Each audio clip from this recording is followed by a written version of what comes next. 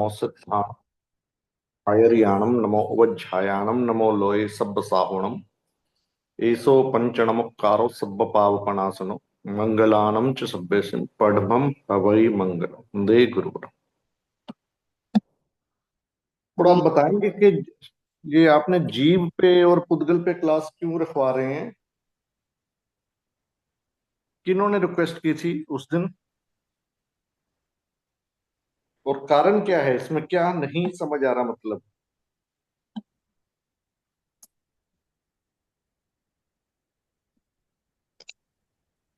बोलिए प्लीज।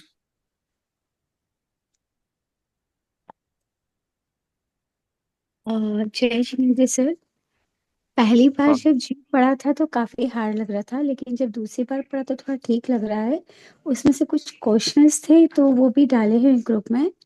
वो तो अ, ठीक है। जीव में क्या पढ़ा? जीव एक्चुअली पहली बार सर, क्या पढ़ा और दूसरी बार क्या पढ़ा जीव में? पहली बार जैसे सभी दर्शनों में जीव के लिए क्या कहा गया है, फिर तो इन जनरल जैन दर्शन की जो बात आई है वही पढ़ी है। और वो समझ में आ रही है, कुछ कुछ समझ में नहीं आया था, वो क्वेश्चन पुट ऑन किया है। हम्म। और मुझे पता नहीं किसने जीव पढ़ने के लिए कहा था, बट मैंने जो पढ़ा और मुझे जो हार्ड लगा वो इस हिसाब से मैंने क्वेश्चन लिखे। पहली बार तो जीव वास्तव में बहुत हार्ड लगा, पता नहीं चल रहा था क्या क्या पढ़े क्या क्या छोड़े, क्योंकि बीच में बार बार अन्य दर्शन और विज्ञान की बात आ रही थी। फिर प्रियंका जी ने भी और आपने भी क्लियर किया कि जैन दर्शन से रिलेटेड ही अपने माइंड में क्लियर रखना है कॉन्सेप्ट। तो फिर जैन दर्शन का वापस पढ़ा तो काफी अब अच्छे से समझ में आ रहा है। चलो, और कोई बोलिए।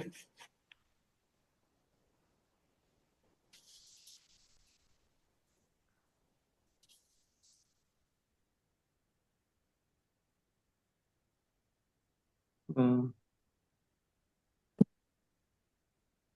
कोई दो नए भाई बहन भी जुड़े हैं ना इस कोर्स में? कुछ बाद में हाँ जुड़े मैं हैं। हाँ मैं शांति सुराना। हाँ। हाँ, शांति जय जी जी, जिनेन्द्र। आप बोलिए। जय जिनेन्द्र जी, जय जिनेन्द्र। आप बोलिए। आपने पढ़ा है कुछ? मैं तो कुछ भी नहीं पढ़ी, मैं यहाँ अहमदाबाद आई हुई हूँ, बुक्स नहीं है मेरे पास में। और बुक्स कोलकाता पहुंच गई है। तो ऐसे संस्कृत में थोड़ा बहुत किया, और इसमें कर्म ग्रंथ का वैसे कुछ भी नहीं किया। कोई बात नहीं, ठीक है। एक और भी आए हैं कोई भाई बहन, क्या नाम है उनका?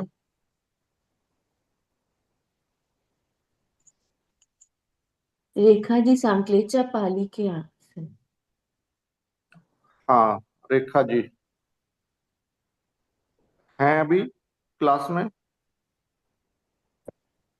जय जिनेन्द्र सर। हाँ, जय जिनेन्द्र जी।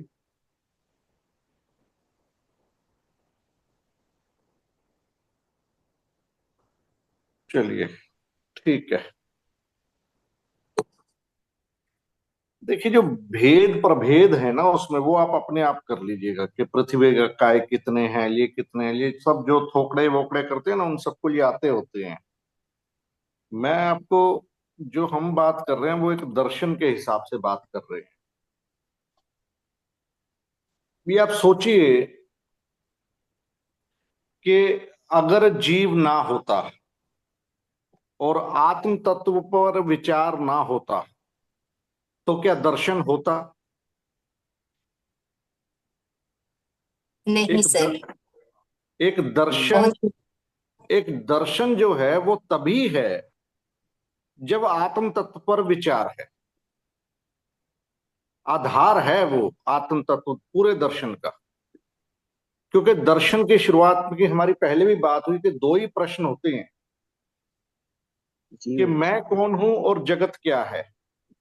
और जब वो मैं कौन हूं कहेगा तो उसको जीव तत्व पर विचार करना ही पड़ेगा। और जगत क्या है, अगर वो इस तरह से भी दर्शन की शुरुआत करे तब भी उसको आत्म तत्व पर जीव तत्व पर विचार करना ही पड़ेगा। इसके बिना ना तो दर्शन का सौंदर्य बढ़ेगा और ना ही दर्शन में प्रगति आएगी। पुद्गल को कितना जानेगा? जब धर्मासिकाय धर्मासिकाय आकाशास्तिकाय, काल को कितना जानेगा? विज्ञान जितना जान रहा है उतना जान लेगा, उससे और ज्यादा जान लेगा। लेकिन जो मूल है कि मैं अपने आनंद को पाऊं और मैं अपने स्वरूप को पाऊं, चाहे वो बुद्ध है, वो भी तो कहता है कि दुख है, दुख का कारण है, उसका निवारण है ना। चाहे वो वेदांत है, वो भी कहता है अथो ब्रह्म जिज्ञासा, कि मैं अपने ब्रह्म में जाकर मिल जाऊं। ये हम इस बात की चर्चा नहीं कर रहे कि यहां पर कि उन्होंने जीव के स्वरूप को सही जाना या गलत जाना, वो अलग बात है। लेकिन कहीं ना कहीं उन्होंने जीव को जानने की शुरुआत की और वो उसमें आगे बढ़े। न्याय है, न्याय वैशेषिक है, जो कि कहते हैं कि ज्ञान जो है वो आत्मा का आगंतुक गुण है ना, और केवल ईश्वर ही सर्वज्ञ हो सकता है। तो हर दर्शन ने जीव को जानने का प्रयास किया और सबका अंतिम लक्ष्य एक ही रहा कि जो संसार चारवाक को छोड़ दें, तो कहीं ना कहीं सबका अंतिम लक्ष्य एक ही रहा कि जीव जो इस संसार में आ रहा है वो कहीं ना कहीं वैसा आनंद नहीं ले पा रहा जैसा उसको लेना चाहिए। तो जैसा उसको आनंद लेना चाहिए उसके लिए क्या करें? उसके लिए दर्शन की शुरुआत हो जाती है। Every philosophy starts from this, कि मैं कौन हूं। ठीक है ना। जे आया से विनाया, जे विनाया से आया। जो जो आत्मा है वही विज्ञाता है, जो ज्ञाता है वही आत्मा है। ये जैन दर्शन का प्रसिद्ध सूत्र है, आचारांग का, है ना। तो अगर जीव के बारे में बहुत अच्छे से जानना है, अहिंसा के बारे में बहुत अच्छे से जानना है, तो आचारांग पढ़ना चाहिए। और ज्यादा निश्चय नय में जानना है तो हमें समय सार पढ़ना चाहिए,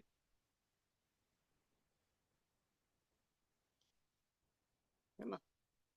ठीक है कि अभी क्योंकि हम एक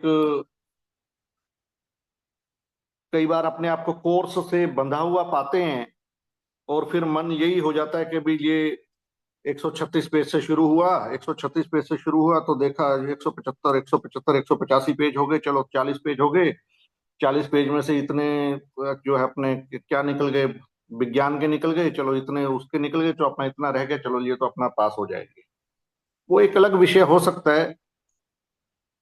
लेकिन अगर अच्छे से आगे बढ़ना है, आगे बढ़ना इन नोट इन मार्क्स, अपने ज्ञान में आगे बढ़ना है और अपने आगे ज्ञान में आगे बढ़ना है और स्व में अगर भीतर जाना है ना, तो आचारांग और समय सार दो ऐसे ग्रंथ हैं जो जीव के बारे में बहुत अच्छा दर्शन के रूप में हमें बताते हैं।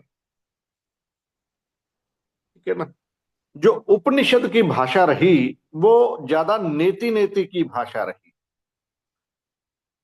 कि क्या आत्मा ये है, वो कहते नहीं ये नहीं है, क्या आत्मा ये है, नहीं है, ये आत्मा ये है, नहीं है, ये आत्मा ये है, नहीं है, ये आत्मा ये है, नहीं है। तो अंत में पूछा तो फिर क्या है, कहते जो बच गया वो है बस। अर्थात शब्दों में आत्मा को नहीं बताया जा सकता, ये उपनिषद का था। लेकिन जैन दर्शन ने ऐसा नहीं किया। जैन दर्शन ने निषेधात्मक उत्तर भी दिया और विधायात्मक उत्तर भी दिया। विधायात्मक उत्तर जब दिया तो बताया कि क्या है, असंख्या प्रदेशी है द्रव्य से, है ना, क्षेत्र से उसको लोकाकाश के असंख्या प्रदेश चाहिए, काल से अनादि निधन है, अनादि अनंत भी है, अनादि अनंत लेंगे एक बार के लिए, और भाव से वो ज्ञान गुण वाला है, वीर्य गुण वाला है, द्रव्य क्षेत्र काल भाव, है ना, चैतन्य गुण वाला है, अमूर्त है। तो फिर क्या दिख रहा है हमें? जो दिख रहा है वो पुद्गल है, क्योंकि पुद्गल मूर्त होता है। ठीक है। सो ये एक दर्शन का सौंदर्य रहा कि उसने आत्म तत्व के बारे में सोचा और उसमें वो आगे बढ़ा। बाकी दर्शनों ने क्या सोचा, थोड़ा थोड़ा आपको पता होना चाहिए, कोई विशेष की बात नहीं है। थोड़ा थोड़ा पता होने से क्या होगा कि हमें आइडिया रहेगा कि क्यों हम विशेष हैं, और उससे जो सर्वज्ञ है उसकी महिमा आती है कि हम सिर्फ आगम पढ़ के सर्वज्ञ को तो नहीं मान रहे, कोई युक्ति से, अपने हेतु से उससे मान रहे हैं ना। जैसे सिद्धसेन दिवाकर कौन थे? बोलिए, मैंने कितने बार नाम लिया इन सब, कोई बोल सकता है? दर्शन के बहुत ही विद्वान थे। हाँ अनेकांत सिद्धसेन दिवाकर अनेकांतवाद के भद्र। गाथा। हाँ, तार्किक अब इनको बताने वाले थे। तार्किक मतलब मुझसे सब बात बताइए। सन्मति प्रकरण। हाँ, सन्मति तर्क प्रकरण 4वीं-5वीं शताब्दी के आचार्य हुए हैं। हालांकि जैन दर्शन में न्याय और प्रमाण की शुरुआत कुछ अंशों में, बिल्कुल कुछ अंशों में हो चुकी थी पहली दूसरी शताब्दी में, लेकिन 4वीं-5वीं शताब्दी में जिन्होंने बेसिक नींव रखी वो आचार्य समंत भद्र, दिगंबर आचार्य, और श्वेतांबर आचार्य में आचार्य सिद्धसेन दिवाकर बहुत बड़े तार्किक हुए, जिन्होंने हेतु दिया। जब षड जीव निकाय का सिद्धांत आया उनके सामने तो उन्होंने हेतु दिया कि हे भगवान, आपकी सर्वज्ञता को साबित करने के लिए मुझे कोई और हेतु ही नहीं चाहिए। जो आपने जो षड जीव निकाय का सिद्धांत दिया हमें, इसी से यही बहुत है आपकी सर्वज्ञता को पूरा करने के लिए, कि आप सर्वज्ञ हैं। भी सर्वज्ञ के अलावा और कौन ऐसा सिद्धांत देगा? आज से 2500 वर्ष पहले, आज तो चलो ठीक है, 1930 में जगदीश चंद्र बोस ने वनस्पति काय को वनस्पति काय जीव है ऐसा सिद्ध किया, लेकिन 2500 वर्ष पहले वनस्पति को भी जीव कहना कोई छोटी बात तो नहीं थी ना। और उस समय अपकाय को जीव कह दिया, अग्निकाय को जीव कह दिया, वायु काय को जीव कह दिया। तो ये उन्होंने बोला। जब आगे बढ़ा बात,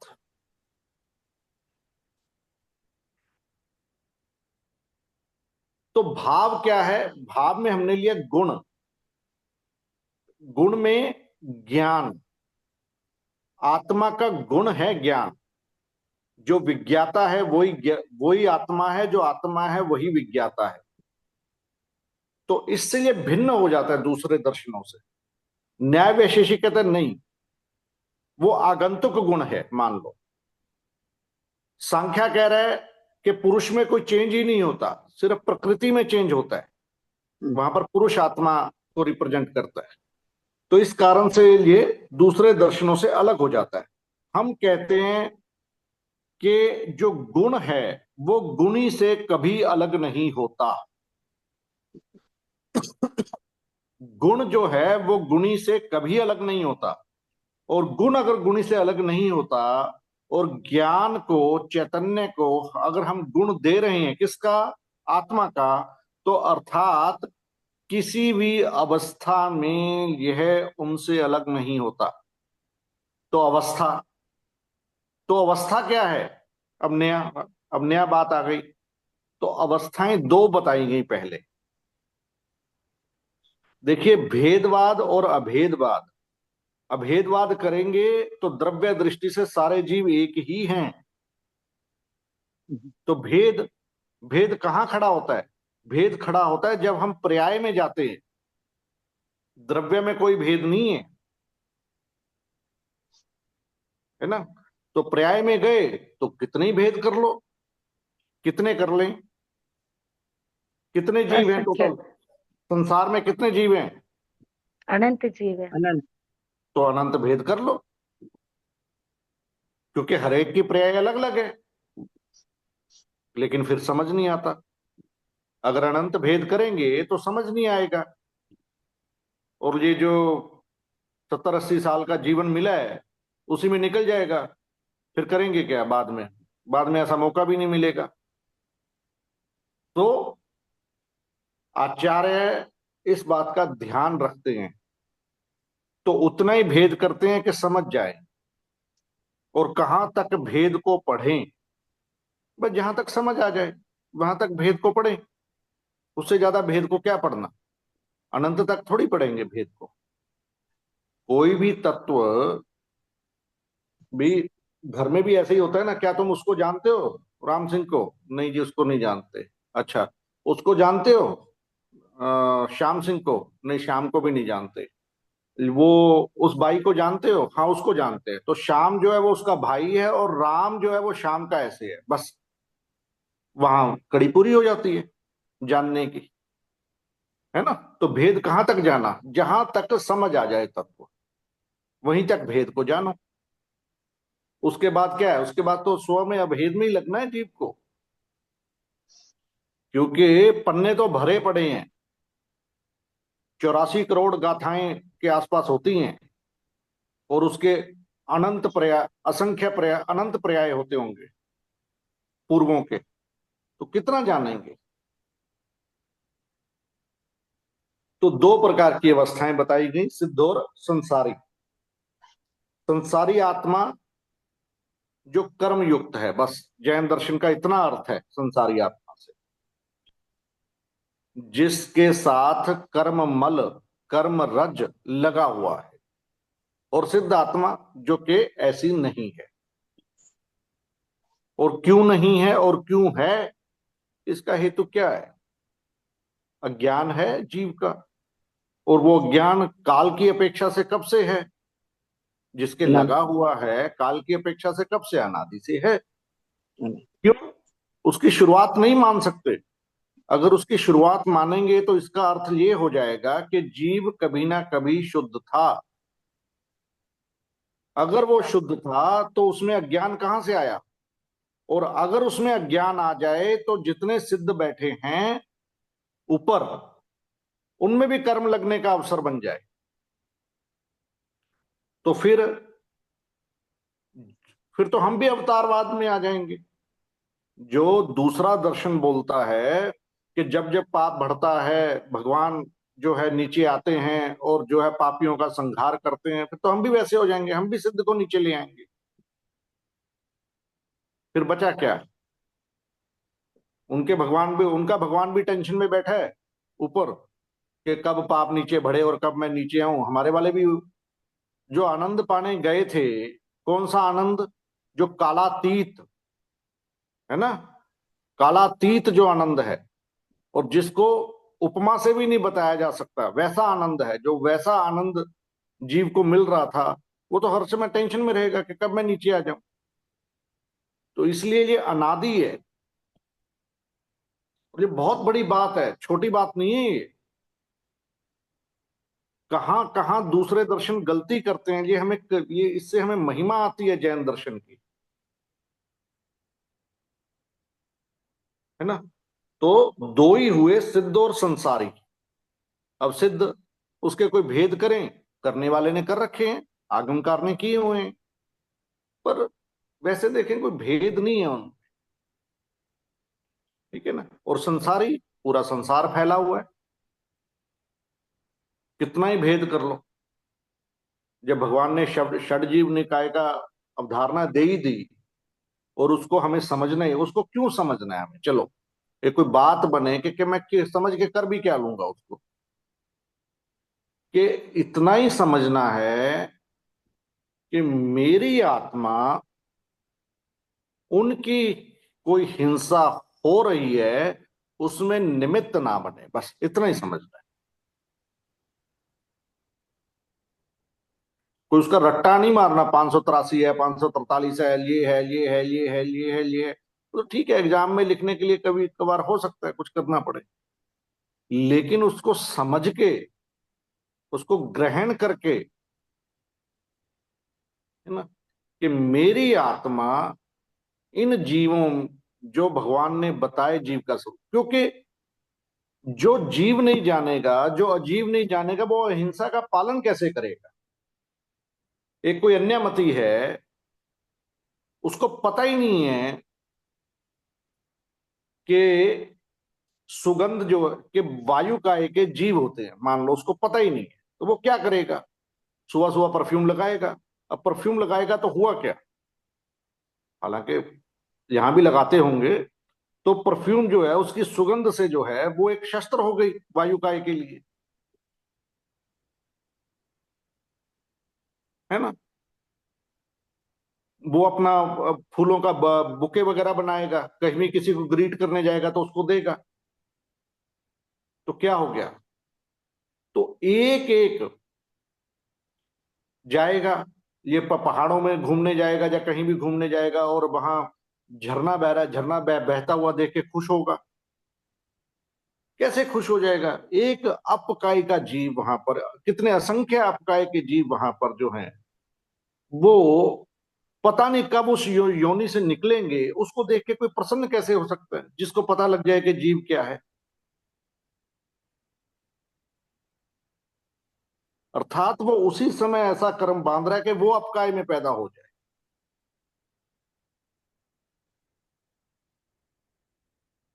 है ना। और भी कितने कितने जीव इसमें कितने कितने तरह के जीवों को देख के जीव, जीव को जो पहले प्रसन्नता होती थी, अब जब वो षडजीव निकाय का सिद्धांत पढ़ेगा, अब उसको करुणा आएगी, अब उसमें करुणा का भाव आएगा। इतना ही अंतर है, और ये अंतर छोटा तो नहीं है ना।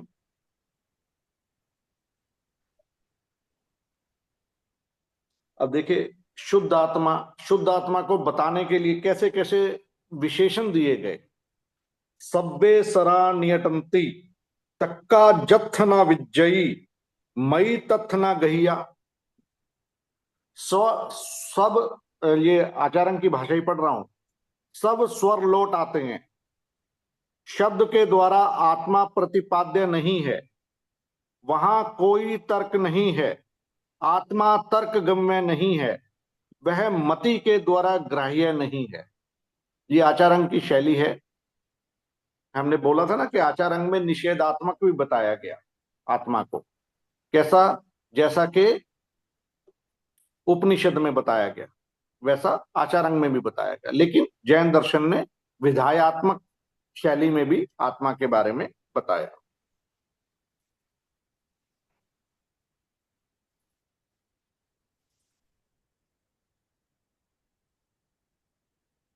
अब आपको इसके नोट्स मिले प्रियंका जी, आपने जो नोट्स भेजे थे उसमें ये सब हटा के भेजा था कुछ, या कुछ और है इसमें जीव का। नहीं सर, नॉर्मली बनाया हुआ है, ज्यादा कुछ नहीं है, बहुत इजी वाला। ठीक है। तो लक्षण लक्षण बांधा गया आत्मा का, उपयोग लक्षण, उपयोग ज्ञान दर्शन चरित्र तप वीर्य उपयोग, ये सब लक्षण बनाए गए। लक्षण और गुण में क्या अंतर होगा, हालांकि कई बार दोनों पर्यायवाची के रूप में उपयोग हो जाते हैं, लक्षण और गुण, लेकिन ध्यान रखना है कि लक्षण जो है वो सिर्फ उसी वस्तु में होगा और बाकी सबसे उसको भिन्न कर देगा। गुण जो है वो दो वस्तुओं में भी हो सकते हैं, तीन में भी हो सकते हैं, चार में भी हो सकते हैं, ठीक है। हालांकि आगम में लक्षण और गुण जो है वो पर्यायवाची के रूप में प्रयोग में आते हैं। तो जहां भी आपको लक्षण पूछा जाए वो उपयोग लक्षण, तो उपयोग लक्षण जो है, तो उपयोग की क्या परिभाषा है? तो उसके लिए आचार्य तुलसी ने परिभाषा दी, चेतना व्यापार उपयोग है। जो चेतना का व्यापार है वो उपयोग है। व्यापार मतलब लेन देन, व्यापार मतलब लेन देन। तो क्या लेन देन कर सकता है जीव? ये बाजार वाला लेन देन नहीं। जीव लेन देन करेगा तो करेगा क्या? दो ही लेन देन ज्ञान करेगा, दर्शन मई परिणति। बस, ज्ञान और दर्शन। और इससे ज्यादा लेन देन कर भी क्या लेगा जी? और इसमें क्या क्या कर लेगा ज्ञान और दर्शन? जो जैसा है उसको वैसा जान ले, बस इतना ही काम कर सकता है जीव। इससे ज्यादा जीव कुछ कर ही नहीं सकता। तो लेकिन हम तो ऐसा नहीं है, जो जैसा है उसको वैसा नहीं जानते। हम तो जब कुछ सुनते हैं तो ओहो ये तो बहुत अच्छा है, कुछ सुनते हैं ये तो बहुत बेकार गाना गा रहा है, कुछ खाते हैं तो उसमें भी ये तो टेस्टी है, ये टेस्टी नहीं है। तो वो विभाव अवस्था है जीव की, वो स्वभाव अवस्था नहीं है। क्योंकि वो जो जैसा है वैसा ना जान के उसमें अपना अज्ञान भाव साथ में जोड़ रहा है, अपना मिथ्यात्व भाव साथ में जोड़ रहा है। पांचों इंद्रियों के विषयों को वो केवल जानता नहीं है। सामने कोई मिलेगा, 10 मिनट बात होगी, उसके बारे में ओपिनियन बनाएगा, जैसे ही वो चला जाएगा, इसने तो ऐसे बात की, ऐसा तो नहीं करना चाहिए था, ऐसा तो नहीं करना चाहिए था। तो क्या हुआ? जो जैसा है वैसा नहीं जाना। लेकिन होना क्या चाहिए? बस केवल जानना और कुछ नहीं करना, केवल जानना। उसमें अपना कोई ओपिनियन कुछ कुछ नहीं लगाना। मतलब जो काम सिद्ध वहां बैठ के कर रहा है, उस वो कार्य मुझे यहां शुरू करना पड़ेगा। अगर मैं यहां कार्य नहीं शुरू करूंगा वैसा, तो वो कभी नहीं होने का। क्योंकि कारण जैसा ही कार्य होता है, ये सिद्धांत है। लेकिन जीव अपने अज्ञानवश कभी ऐसा नहीं करता। इसीलिए, और उसका प्रमाण है कि हम यहां बैठे हैं। अनंत बार हम तीर्थंकर के समोसरण में भी जा चुके होंगे, लेकिन माना कभी नहीं, है ना? चलिए,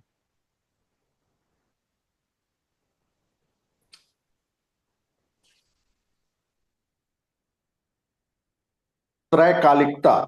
आत्मा जो है काल की दृष्टि से हमारे जैन दर्शन में त्रैकालिक है। चार्वाक को छोड़ के मुख्य रूप से, मतलब मुख्य मुख्य सभी दर्शन जीव को त्रैकालिक ही मानते हैं। हालांकि वेदांत चाहे ये बोल दे कि जीव जो है वो ब्रह्म में जाके मिल जाता है, लेकिन फिर भी वो उसका स्वरूप का नाश हो जाता है, ऐसा कहीं उसने नहीं लिखा है ना। तो काल की दृष्टि से, एक मिनट, जस नथी पूरा पच्छा मध्य तस् कयोसिया, अतीत काल और पश्चात और भविष्य काल सब में आत्मा होता है। ठीक है ना? और क्या आत्मा एक है या अनेक, इस पर बहुत बातें हुई। जो ब्रह्मवादी है वो तो कहता है भाई एक ही है, बाकी सब तो वहां से निकले हुए हैं और बाद में जाके उसी में समा जाएंगे। जैन दर्शन नहीं है। हर आत्मा का स्वतंत्र अस्तित्व है, हर आत्मा का, चाहे निगोद अवस्था में हो जीव, है ना। तो वहां एक शरीर में कितने जीव होते हैं निगोद में? एक शरीर में अनंत जीव। अनंत जीव, अनंत जीव। अनंत अनंत जीव। वो अनंत जीव होते हुए भी औदारिक शरीर उनका एक है, लेकिन कार्बन शरीर उनका अपना अपना है, तेजस शरीर उनका अपना अपना है। स्वतंत्र। और उनकी जो पर्याय चल रही है वो उनकी अपनी अपनी है। उनका ज्ञान गुण अपना अपना है, उनका दर्शन गुण अपना अपना है। देखो, उस अवस्था में भी हम रहे हैं। और आज तो किसी को कमरे में सुलाना पड़ जाए ना, हमें 2-4 आदमियों को, उसी में आ जाता है कि कब ये लोग जाएंगे। ठीक है, तो जैन दर्शन बिल्कुल अनंत आत्माएं हैं, नंबर 1। नंबर 2, सबका स्वतंत्र अस्तित्व है। नंबर 3, कि अगर सब लोग यहां से मोक्ष चले जाएंगे तो ये खाली हो जाएगा, ऐसा बिल्कुल नहीं है। क्योंकि अक्षय कोष कहा गया अव्यवहार राशि को, अव्यवहार राशि को अक्षय कोष, कभी ना खत्म होने वाला खजाना, है ना। तो फिर कई बार ऐसी ऐसी बातें आती है, एक तरफ कहते हैं कि सब अलग अलग हैं, और दूसरी तरफ शाम को जब पाठ करते हैं उसमें बोलते हैं, अरहत वंदना में बोलते हैं ना, जम हंतव्यम ति मनसी, जिसे तू हनन करने योग्य मानता है वो तू ही है। भी एक तरफ आप कह रहे हो कि सब इंडिपेंडेंट है, अलग अलग हैं, दूसरी तरफ आप बोल रहे हो कि जिसे तू हनन करने योग्य मानता है वो तू ही है। मतलब हनन करने योग्य मैं अपने को तो नहीं मानूंगा ना, मानूंगा तो दूसरे को। देखिए ये शैली है आगम की, वो आचार प्रधान, ये जो अनेकांत अनंत आत्माएं हैं ये द्रव्य प्रधान कथन है ना। और जो जिसे तू हनन करने योग्य मानता है वो तू ही है, अर्थात वो आचार प्रधान कथन है। तो जब भी कोई कथन आए उसे आपको देखना है कि वो कौन कौन से नए से बात की जा रही है, कौन से वाद से बात की जा रही है ना, कौन से अनुयोग से बात की जा रही है।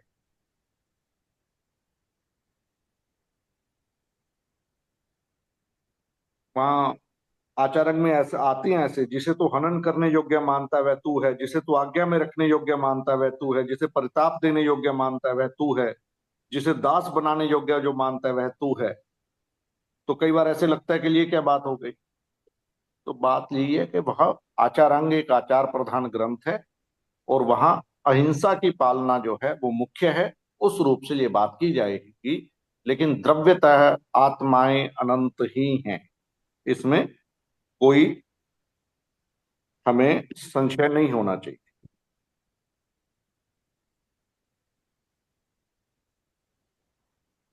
और आत्मा और जीव शब्द जो है वो कुछ पर्यायवाची के रूप में ही जैन दर्शन में प्रयोग हुए, जबकि वेदांत में जो है आत्मा जो है ब्रह्म का वाचक रहा, और जीव शब्द जो है वो संसारी उसका वाचक, संसारी का वाचक रहा। निश्चय नय में आत्मा बिल्कुल शुद्ध है, सभी आत्माएं एक जैसी हैं और शुद्ध हैं। व्यवहार नय में वो अपने कृत कर्मों का फल भोगती है। ठीक है। और बंध और मोक्ष की दृष्टि से देखें तो ये तो हमने कर्म मीमांसा में भी अच्छे से किया होगा कि अपने अज्ञानवश, अपने मिथ्यात्ववश जीव जो है अलग अलग तरह के कर्मों से बंधता है। तो क्या शुद्ध जीव कर्मों से बंधता है? नहीं, बंधा हुआ ही बंधता है। बस एक ही पंक्ति में सारा काम हो जाता है, क्योंकि कर्म जो लगता है वो आत्मा को नहीं लगता, वो जो कर्म शरीर है उसी को लगता है। तो पुद्गल को ही पुद्गल चिपकता है बस। और जीव का उनके साथ एक क्षेत्रावगाह संबंध बना रहता है, और ये संसार उसका चलता रहता है। मेन जो सबसे बड़ा दर्शन आता है जैन दर्शन का, वो आता है षड जीव निकाय की धारणा। और षड जीव निकाय में आज के विज्ञान युग में तो ठीक है, हम बिल्कुल आसानी से, पहले भी हमारी बात हुई, वनस्पति काय को बोल सकते हैं, लेकिन ये बिल्कुल एक मौलिक अवधारणा है। और षड जीव निकाय की जो अवधारणा है वो संसारी प्राणी को, सिद्ध को नहीं, सिद्ध को तो अलग कर दिया आप, संसारी संसारी प्राणी को केंद्र में रख के बनाई गई है। बहु आचार्य सिद्ध सिंह दिवाकर ने कहा, प्रभु आपकी सर्वज्ञता सिद्धि में अन्य प्रमाणों की आवश्यकता ही नहीं है।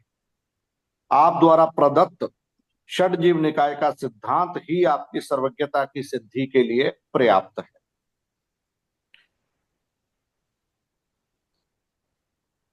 और दर्शनों ने भी कुछ कुछ करने की कोशिश की। किसी ने पंच महाभूत कहा, है ना, और किसी ने वरुण देव, वायुदेव, अग्निदेव, ऐसी ऐसे अवधारणाएं भी पैदा की।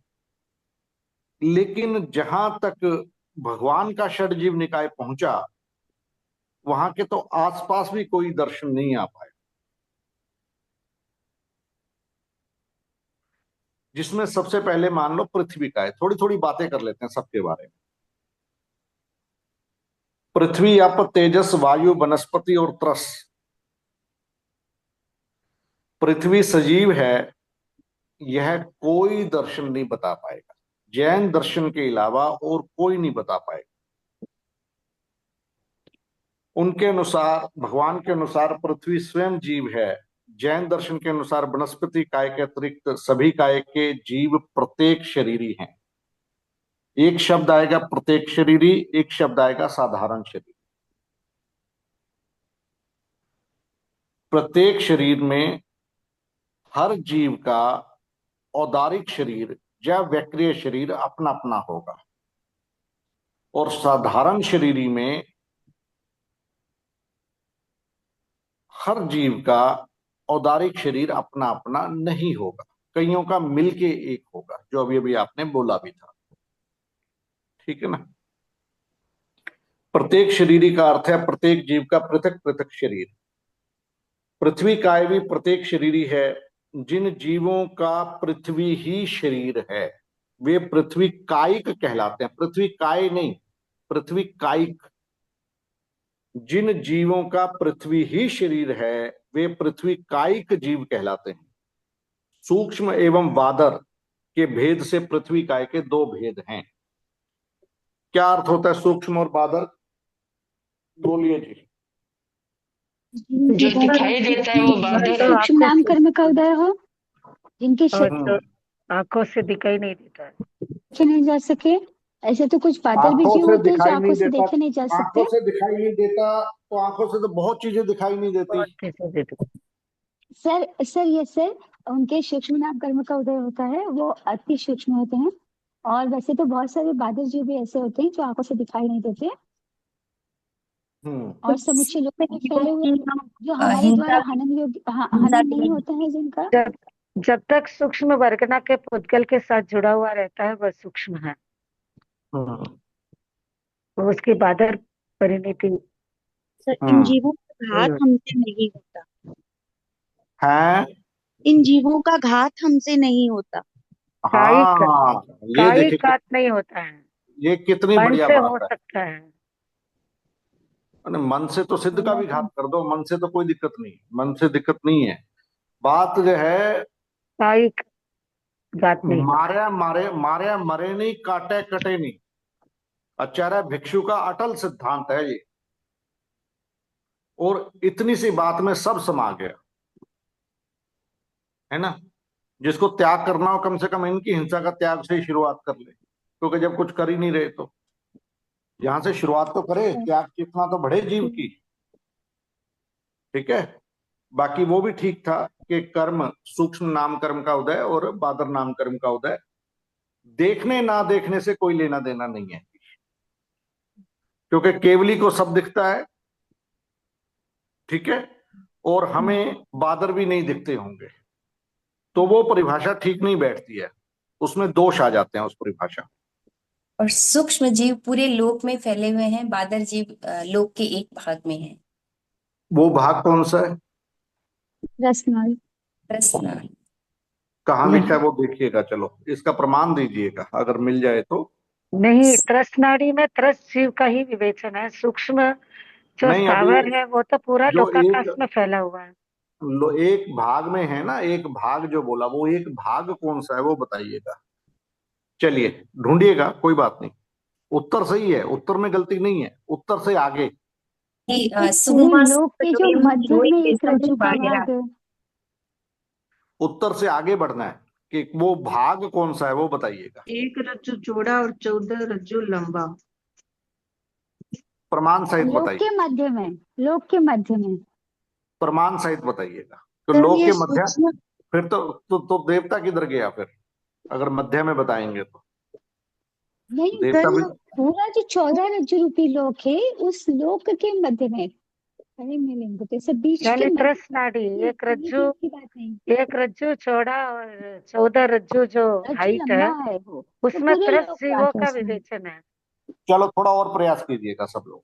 हाँ, प्रत्येक शरीरी का अर्थ है, ये हो गया हमारा, जिन जीवों का शरीर पृथ्वी है ये हो गया। जैन आगम साहित्य में पृथ्वी अप आदि जीवों का विस्तार से अब पृथ्वी काय का श्वास।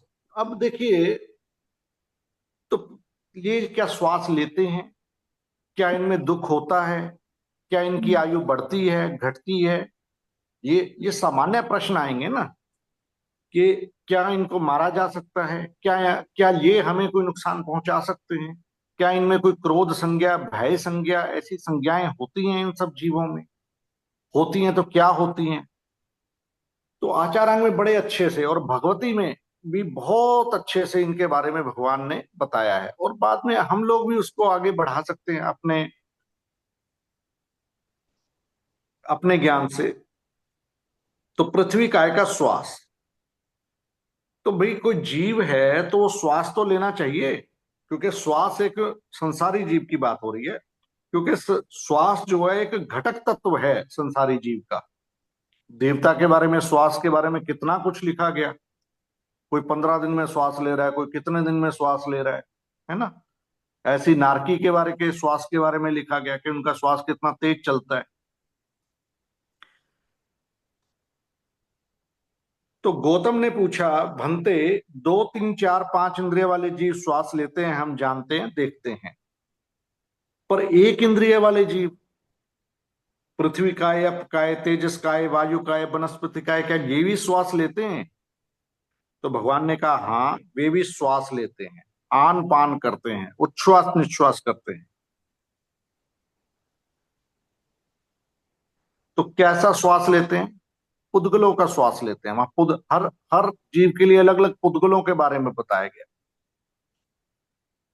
पृथ्वी का एक आदि जीव जिसका उच्छ्वास और निश्वास करते हैं, इसका समाधान देते हुए कहा गया, ये जीव द्रव्य की अपेक्षा से अनंत प्रदेशी, क्षेत्र की अपेक्षा से असंख्य प्रदेशा अवगाढ़, काल की अपेक्षा से किसी भी स्थिति वाले, और भाव की अपेक्षा से वर्ण, गंध, रस तथा स्पर्श युक्त पुद्गल द्रव्यों का, पुद्गल द्रव्यों का,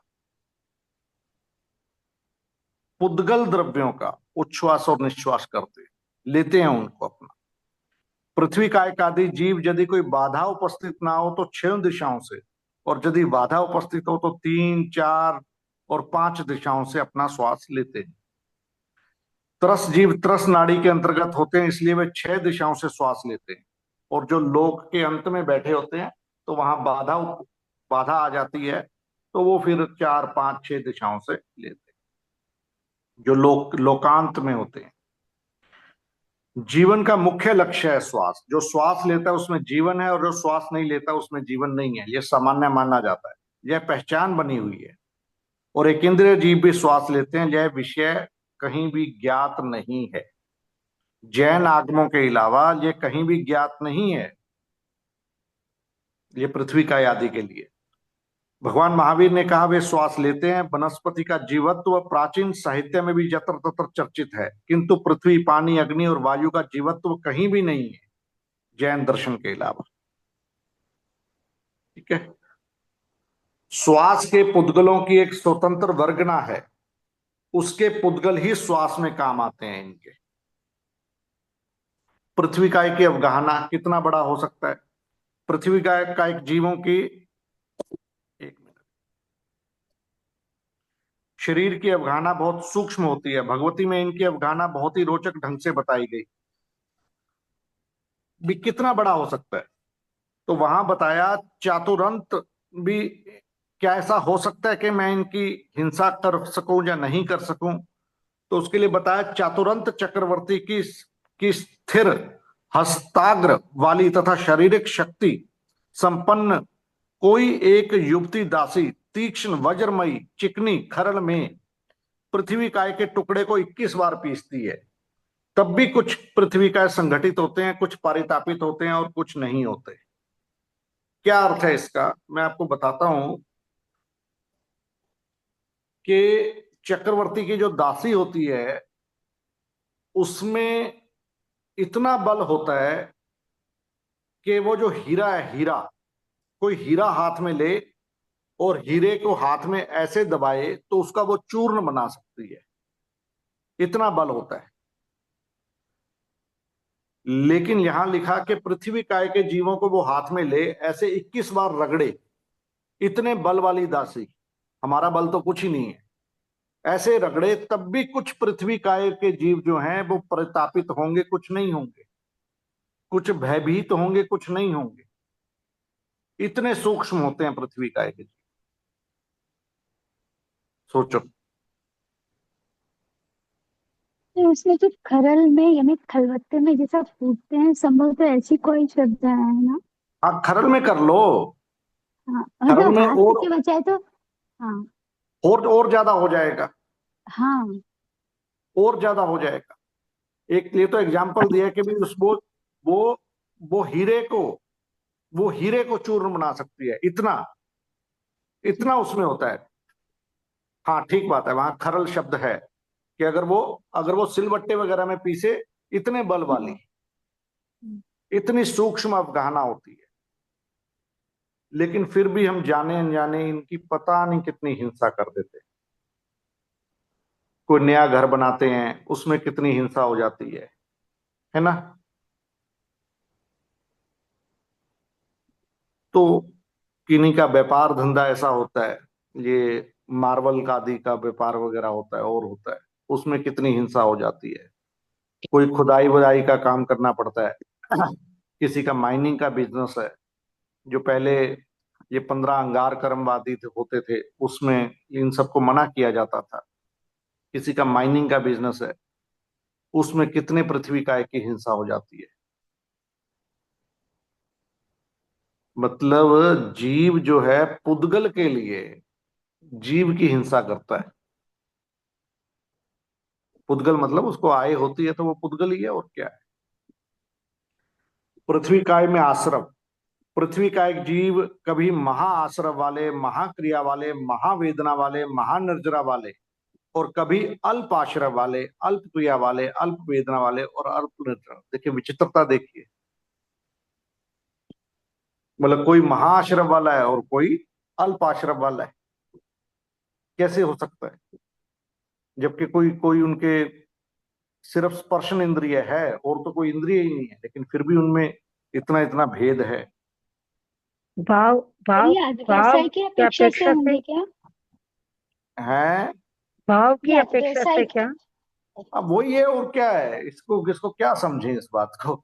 तभी तो कुछ बाहर आ जाते हैं, कभी कुछ वहीं पड़े रहते हैं, और क्या होगा, नहीं तो बाहर कैसे आएगा जीव। तो ये नहीं व्यवसाय की अपेक्षा से ना। हाँ और क्या, और क्या होगा, वही होगा। जरा और शोक, पृथ्वी का जीव में शारीरिक वेदना का अनुभव करते हैं, इसलिए उनके जरा होती है, क्योंकि शारीरिक वेदना है तो जरा है। वे मानसिक वेदना का अनुभव नहीं करते क्योंकि मन नहीं है, इसलिए उनके शोक नहीं होता। जरा मतलब बुढ़ापा वगैरह, ये है ना। पृथ्वी काय में उन्माद, पृथ्वी काय में यक्षावेश जनित और मोहोदय जनित दो प्रकार के उन्माद होते हैं। उन्माद जीव में दो प्रकार का होता है। एक तो किसी में भूत वगैरह घुस जाए ना जीव में, तो वो उन्माद आ जाता है, यक्ष, है ना। और या फिर मोहनीय कर्म का उन्माद होता है। यक्ष वगैरह का उन्माद तो ज्यादा से ज्यादा कितना चलेगा, एक जन्म चल जाएगा, उसके बाद क्या हो। और मोहनीय कर्म का तो जन्मों जन्मांतर तक चलता है उन्माद। तो पृथ्वी काय में भी कई बार बोलते हैं ना कि ये जो ये जो रत्न है, इसमें देवता निवास करता है, ये करता है, जैसा ऐसी बातें होती है ना। तो ऐसा उन्माद उनमें भी हो सकता है। पृथ्वी काय में जब ज्ञान। रत्न को पहनते हैं, इसकी तो प्रक्रिया हो जाती होगी, तो उसमें देवता रहते हैं क्या। अब ये तो मेरे को नहीं पता जी, ये तो अपन क्या क्या बता सकते हैं। तो हो भी सकता है, नहीं भी हो सकता है, इसमें कोई नियम तो नहीं है। पृथ्वी पर है क्या? मान लो जो पहना, कोई सोना पहना, कुछ भी पहना, हीरा पहना, सोना पहना, वो है क्या? पुद्गल है। सारे जीवों के मृत शरीर ही है। हाँ, या लाशें तो हैं, लाशें हैं उनकी, और है क्या? पृथ्वी काय की लाशें हैं। घर में किसी की डेथ हो जाए, 24 घंटे नहीं रखा जाता उसको घर में। ये और तो इसको लेके जीव इतना खुश होता है इन लाशों को लेके, जैसे पता नहीं उसने पूरा जगत और उसमें अहंकार पैदा होता है कि देखो मैंने आज इतना सोना पहना है, मैंने आज इतना हीरा पहना है, और अहंकार और करता है वो, और उस चीज से उसको सुंदर लगता है कि मैं सुंदर लग रहा हूं। बताओ, आत्मा जो है, जो अमूर्त है, वो अपने आप को रूपी मान रहा है। मतलब मिथ्यात्व देखो कितना बड़ा जीव का, कि जो अमूर्त है उसको वो मूर्त बनाना चाहता है। मतलब महामिथ्यात्व, छोटा मोटा मिथ्यात्व नहीं है, ये महामिथ्यात्व है वो। और वो मानता है कि मैं सुंदर लग रहा हूं। कितना कितना बड़ा मिथ्यात्व है उसका। मतलब अभी धर्म की सीढ़ी भी शुरू नहीं हुई होती उसकी, जो ये मानता है कि मैं इन इन वस्त्रों से और इनसे सुंदर लगता हूं। आप ये सोच के देखिए कभी, कैसा जीव होगा वो, कि कि तू अरूपी, एक तरफ तू कह रहा है मैं अरूपी हूं, और एक तरफ तू कह रहा है मैं सुंदर लगता हूं। कितना बड़ा विरोधाभास है। ठीक है ना? तो फिर ऐसा होगा कि दुनिया के 99% लोग तो यही मानते हैं कि मैं हम सब ये पहन रहे हैं और हम सब लोग सुंदर लगते हैं, तो उनमें तो हम सब भी हाँ, तो फिर ठीक है, तो सुंदर लगते हैं तो मिथ्या तो है ही, और क्या है फिर इसमें सोचना क्या है? नहीं, क्या ये अगर सही ये क्या ये धारणा सही है? आप ये कह रहे हो? अगर ये हम नहीं, माने कि धारणा भाई ये सही तो नहीं है शरीर, सर। जो शरीर है पुद्गल से बना हुआ है, उसको अलंकृत करे तो वो शरीर सुंदर लग रहा है, और आभूषण पहनने से भूषण का आभूषण। आपको दूसरे के बारे में सोचना ही क्यों है? आप तो स्व के बारे में सोचिए ना। पुद्गल भी तो दूसरा ही है ना, शरीर भी तो दूसरा ही है। उसके बारे में सोच के ज्यादा करना क्या है आपको? तो सर जब कभी हमें तैयार होना हो तो हमें ऐसा सोचना चाहिए कि मैं शरीर को तैयार कर रही हूँ, मतलब। जो भी सोचो, ठीक है ना। आप देखिए, अंत में जाके पहले तो ये सारी क्रियाएं छूटनी है। ठीक है ना? मैं अपनी कमी के कारण इन क्रियाओं को आज की डेट में नहीं छोड़ पा रहा, बस ये बात होती है। जी, ये यही बात सत्य है। अपनी कमी नहीं मानता। पहले तो कमी तो कोई माने। चलिए, पृथ्वी काय में आहार की अभिलाषा निरंतर होती है। तो हम सिर्फ पृथ्वी काय की बात कर रहे हैं। अब ये बहुत बढ़ जाएगा, क्योंकि नहीं तो ये तो प्रवचन जैसा हो जाता है। ये षड निकाय जो है ना, पृथ्वी सर काय एक में बार करोड़। काइक के बारे में बताइए ना, काइक जीव है और काइक में थोड़ा सा डिफरेंस, मतलब माइंड काय मेरा सेट हो जाए ऐसा। काय तो शरीर हो गया ना, काय तो शरीर हो गया। हाँ, काय काय शरीर का, काइक को हमने जीव कहा है, जो हम हाँ, 25 बोल में तीसरा बोल लेते हैं। तो एक बार थोड़ा सा इसको डिफरेंट, मतलब नहीं नहीं, उससे मतलब नहीं है। कायिक कायिक जीव है, काय शरीर है, बस सिंपल है। सर फिर पृथ्वी काय इसमें तो हम नहीं सर सिंपल है, घुटनों लेकिन की फिर हिंसा उसको भी तो नहीं एक्सप्लेन कर करना हो तो सकते। कैसे करेंगे? सर उसको क्या कह अगर रहे एक्सप्लेन करना होगा तो कैसे करेंगे, ये कहना चाहती थी मैं। नहीं, एक्सप्लेन क्या करना है? कायिक जीव है और काय शरीर है। पृथ्वी कायिक, जिनका शरीर पृथ्वी काय है, वो पृथ्वी कायिक जीव है। अच्छा, जिन जीवों का शरीर ही पृथ्वी है, उसको हमने पृथ्वी का कहा, तो हमने यहाँ पे जीवों को इंडिकेट किया है, और यहाँ काय के लिए हमने शरीर को इंडिकेट किया है। हम्म। मैंने- पृथ्वी काय में लेश्या, कृष्ण, नील, कापोत और तेज, ये 4 लेश्याएं बताई गई। पृथ्वी काय की वेदना, वो दुख का अनुभव करते हैं। ये जीव ना देखते हैं, ना सुनते हैं, ना सूंघते हैं, ना गति करते हैं। फिर कैसे वेदना होती है? वेदना के लिए 3 दृष्टांत दिए गए वहां पर आचारंग में, कि कैसे उनकी वेदना होती है। पहला, जैसे कोई पुरुष अंध अर्थात इंद्रिय विकल्प पुरुष का भेदन छेदन करे,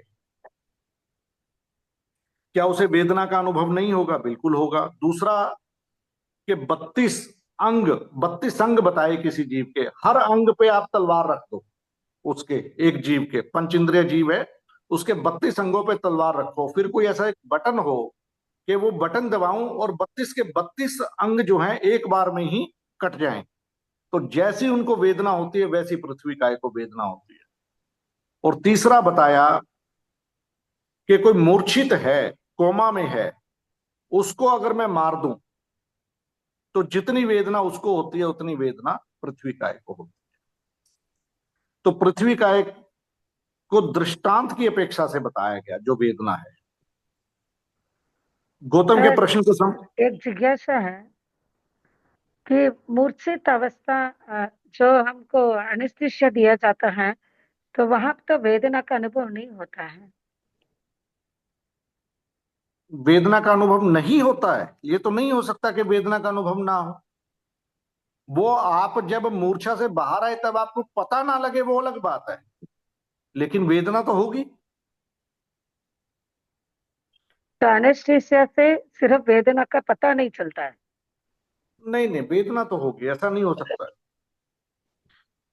आपका जैसे आंटी का ये कहना है कि अनेस्थेशिया दिया गया किसी को और फिर ऑपरेशन किया गया, तो वहां तो फील ही नहीं हुआ ना, जो काटापीटी की या जो हमें चीज दिए गए। हमें नहीं पता लगा होगा, देखिए वो बात अलग है, लेकिन मान लो जीव को उसी एनेस्थीसिया में रहना पड़े, ठीक है, वो रहे जा रहा है उसी एनेस्थीसिया में, तो वो उसका क्या चल रहा है, अंदर ही अंदर अंदर ही अंदर कुछ सूक्ष्म वेदना तो उसको चली रही होगी ना, ऐसा थोड़ी है कि नहीं चल रही होगी। वो इतनी वेदना नहीं हुई कि मैं उसको सहन ना कर सकूं, बस इतनी बात हुई है। तो ऐसा समझे सर वो प्रदेश उदय में निकल रहे हैं। अब मेरे आज भी ध्यान है कि मेरे को एक बार एनेस्थीसिया लगा था, लेकिन जो प्रोसीजर हो रहा था वो मेरे को पता लग रहा था, वो प्रोसीजर भी पता लग रहा था, और कहाँ कहाँ वो चुभन हो रही है, लेकिन उसको मैं बिल्कुल इजीली सह पा रहा था, मेरे को ऐसा लग रहा है। जी सर, ऐसा ही आजकल बट एनेस्थीसिया बट बहुत माइल्ड एनेस्थीसिया देते हैं। देते समय दो तरह से देते हैं, एक तो पूरा शरीर ही एनेस्थीसिस कर देते हैं या सिर्फ उस पार्ट को एनेस्थीसिस नहीं, कर पूरा देते हैं। शरीर ही किया था जी, पूरा शरीर। चलो उसको छोड़ देते हैं बात को, लेकिन वेदना होगी, ठीक है ना।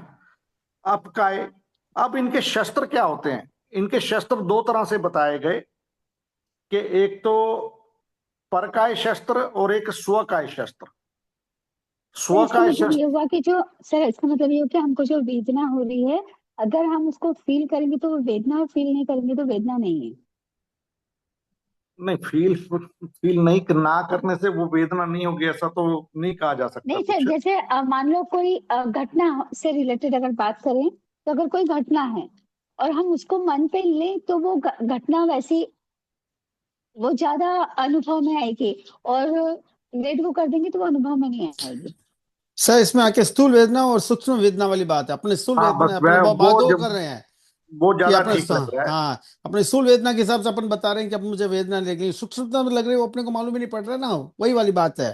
वेदना की ये बात जो पत्रिका को जो वेदना वाली बात कर रहे हैं तो वो जैसे सूक्ष्मता की बात है। जैसे अपकाय में स्वकाय शस्त्र आएगा, नदी के पानी के लिए तालाब का पानी, गर्म पानी के लिए ठंडा पानी। पुराने हमने पुराने क्या नाम है, श्रावकों से सुना है कि जब भी वो गर्म पानी होता तो वो ठंडे पानी की नाली में नहीं बहाते थे, वो उसको पहले ठंडा होने देते थे, ऐसा कुछ करते थे, समथिंग ऐसा बताते हैं वो। आजकल तो टैब एक ही होती है, गर्म पानी और ठंडे पानी की, तो कहाँ बहाएं और कहाँ ना बहाएं, है ना। और परकाय शस्त्र होगा मिट्टी, तेल, ये अपकाय के लिए परकाय शस्त्र हो जाएगा। और तदुभय शस्त्र होगा जल मिश्रित मिट्टी, ये तदुभय शस्त्र आदि में आ जाएगा, ठीक है ना। ऐसे आपको तेजस काय के बारे में बताया गया, तेजस काय के शस्त्र बन जाते हैं, मिट्टी तेजस काय का शस्त्र बन जाती है। आजकल तो हम देखते भी हैं कहीं आग लगी हो तो उसके ऊपर मिट्टी डाली जाती है, जल जो है वो उसके लिए शस्त्र बन जाता है। अब पुराने मुनि कभी भी, मतलब आजकल भी होता ही होगा कि पसीना आ जाता था तो कहीं वायु चल रही है तो वहां खड़े नहीं होते थे अपना पसीना सुखाने के लिए, क्योंकि वो पसीना जो है वो वायु काय के लिए शस्त्र बन जाता था, है ना। और जब अपने कपड़े वगैरह भी सुखाते थे तो शायद भींत के साथ बिल्कुल ऐसा कुछ करते थे। स्वकाय शस्त्र में पत्तों की अग्नि जो है किसी और के लिए अगर संयोग में आए तो वो अचित हो सकती है। परकाय शस्त्र में जल आदि हो सकता है ना। वायुकाय के शस्त्र जो बताए गए, वायुकाय को उत्पन्न करने वाले व्यंजन, पंखा, ऐसे ऐसे पंखा घुमा रहे हैं हम, जब ऊपर लिए जो पंखा चल रहा है, ये सब जो वायुकाय के जीव हैं उनके लिए शस्त्र बन जाता है। कोई चंदन है, खस है, सुबह सुबह डिओड्रेंट लगाया, सुबह सुबह कोई परफ्यूम लगाया, ये सब वायुकाय के लिए शस्त्र बन जाता है। कोई अग्नि है, वो वायुकाय के लिए शस्त्र है। ठंडी वायु जो स्वकाय शस्त्र में कोई ठंडी वायु चल रही है और उधर से गर्म वायु चल रही है, दोनों का आपस में अगर मिलन होता है तो वो दोनों एक दूसरे के लिए शस्त्र बन जाते हैं, है ना। सचित वायु सचित वायु से हाँ, और ठंडी सचित वायु। वायु अचित वायु से। एक जिज्ञासा है सर, एक जिज्ञासा है। अभी आपने कहा कि डिओड्रेंट वगैरह वायुकाय के जीवों के लिए शस्त्र हो गया, तो फूल में तो स्वतः ही खुशबू है, वो क्या हाँ, दूसरों के लिए, या हाँ, तो वो चंदन में जैसे तो वो शस्त्र होगा ना, वायुकाय के लिए वो शस्त्र होगा। अगर वायुकाय उसमें आके जो वायुकाय उसके उसके चपेट में आएंगे उनके लिए वो शस्त्र होगा। तो सर हमारा शरीर भी वायुकाय के लिए फिर शस्त्र होगा? हो सकता है, नहीं भी हो सकता, ये पता नहीं है मेरे को, कोई ऐसा लिखा नहीं है। वायुकाय का शस्त्र वायुकाय ही बताया गया है भाई। सचित वायु से अगर सचित वायु का नहीं हनन होता है तो नहीं नहीं स्वकाय नहीं नहीं, शस्त्र, और अचित सुगंध वायु और से दुर्गंध भी, अचित वायु से सुगंध सचित और वायु का हनन होता है तो वो परकाय शस्त्र। जीव जी पुस्तक में आचार्य श्री महाप्रज्ञ जी ने इसकी व्याख्या की है। देखिए, चंदन, खस आदि द्रव्यों की सुगंध, ये भी वायुकाय के लिए शस्त्र बताया गया है। ठीक है। अग्नि वायुकाय के लिए शस्त्र है, बिल्कुल है। ठीक है। अब उसके बाद वनस्पति काय। अब वनस्पति जीव है, जन्म होता है, वृद्धत्व एक होता है। जिज्ञासा है, बोलिए। जो अव्यवहार राशि जीवों का अक्षय कोष है, अव्यवहार राशि से जीव व्यवहार राशि में आते हैं और व्यवहार से वापस अव्यवहार में नहीं जाते, तो क्या हम यह माने कि सब स्टार्टिंग पॉइंट अव्यवहार राशि है हर जीवों का? स्टार्टिंग, देखिए, पहली बात तो स्टार्टिंग है नहीं, अनादि पॉइंट है। है ही नहीं। स्टार्टिंग एक तो है नहीं, हाँ सही ठीक है, है। और स्टार्टिंग नहीं है। दूसरी बात, अनादि का अनादि, अनादि का अनादि, अनादि का अनादि, आया तो अव्यवहार से ही बाहर है जीव, ये पक्का है। ठीक है। हाँ, तो क्या हुआ, इससे अच्छा लगा या बुरा लगा, कैसा लगा? नहीं, ये तो वस्तु अच्छा स्थिति ही का लगा। ज्ञान तो स्थिति है, वाह, बहुत बढ़िया, बहुत अच्छा उत्तर है। वनस्पति काय के शस्त्र, कैंची, कुठारी, हंसिया, छोटी हंसिया, कुदाली, हाथ पैर। जीव के स्वकाय शस्त्र में लाठी भी वनस्पति काय से बनी है तो उसका परकाय में अग्नि, तदुभय में कुठार, है ना। और भाव शस्त्र असंयम, उनका अपना असंयम। भाव शस्त्र तो सभी का ही है, हर जीव का ही है असंयम, है ना। अच्छा, बस इसी तरह से है। फिर इसमें त्रस प्राणी आ जाते हैं। त्रस में समूर्छन है, गर्वज है, औपपातिक है। समूर्छन जो है, जो बिना माता पिता के मिलन के पैदा हो जाते हैं। गर्भज जो है, माता पिता के मिलन से पैदा होते हैं। औपपातिक जो है, ये देवता आदि, उनके बारे में ये किया जाता है। और बहुत बहुत जैन दर्शन में इनके भेद भेद भेद भेद पढ़ाते रहेंगे, है ना। और त्रस की परिभाषा यही है, पहले तो था उत्तराध्ययन सूत्र वगैरह में तो इसको भी त्रस माना गया, वायु और अग्नि को। लेकिन बाद में जब कर्म के हिसाब से परिभाषा निश्चित की गई और अपनी इच्छा से जो हलन चलन कर सके वो परिभाषा निश्चित की गई, तो इन दोनों को क्या नाम है, अग्नि और वायु, इनको त्रस से निकाल के स्थावर में रखा, और त्रस में सिर्फ उन्हीं को रखा जो अपनी इच्छा से है, अपनी इच्छा से इधर उधर हलन चलन करते हैं। गति लेकिन त्रस। हैं, हाँ, गति त्रस और लब्धि त्रस जो है, इस तरह से इनको बांटा गया। सर एक जिज्ञासा है, द पेज नंबर 162 में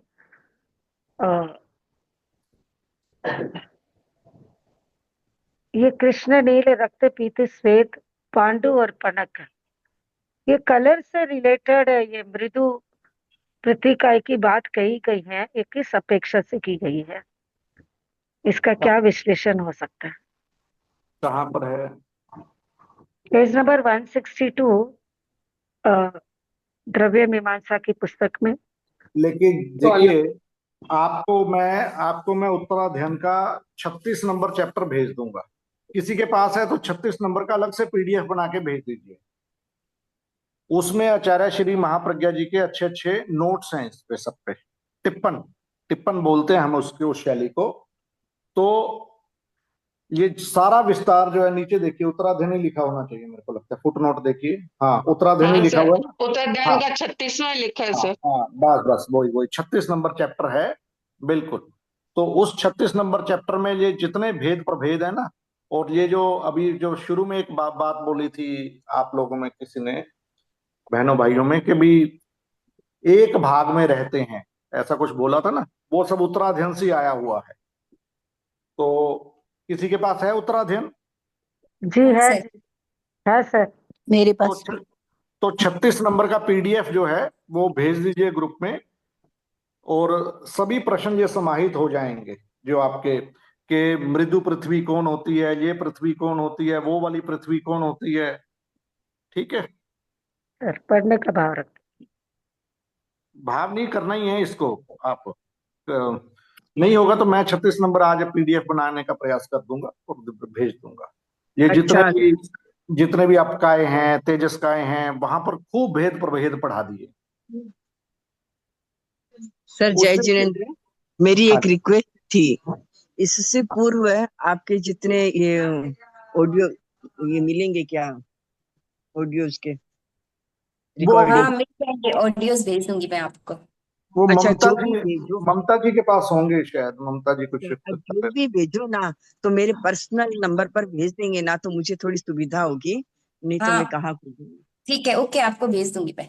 हाँ, मेरे पर्सनल नंबर पर भेज देना जितने भी रिकॉर्डिंग्स है। हाँ ओके आंटी वो ड्राइव में मिलेंगे लोग, वैसे रिकॉर्डिंग अलग से नहीं मिल पाएंगे, ड्राइव में हो जाएगा। मैं ड्राइव खोल के सुन लूंगी। अब कल एक प्रश्न आया कि उत्पत्ति स्थान और कुल कोटि, देखिए इसका कोई नियम नहीं है। 84 लाख से कुल कोटि कैसे निकलेंगे, और ये कुल कोटि अलग अलग जगह अलग अलग आता है। श्वेतांबर साहित्य में भी 2 ग्रंथ निकालेंगे तो 2 में अलग आएगा कई जगह, और दिगंबर साहित्य में तो और भी अलग आता है। ठीक है ना? अब मनुष्य में देखो 14 लाख उत्पत्ति स्थान है और 12 लाख कुल कोटि। ये समझ ही नहीं आता कि भी ज्यादा का कम कैसे हो जाएगा। या तो बराबर हो, उत्पत्ति स्थान के, या तो बराबर हो कुल कोटि, या ज्यादा होना चाहिए। तो इसके बारे में कोई विशेष पता नहीं है। कोई आप लोग महाराज से मिले तो पता कीजिएगा कि भी ये मनुष्य में कम क्यों है,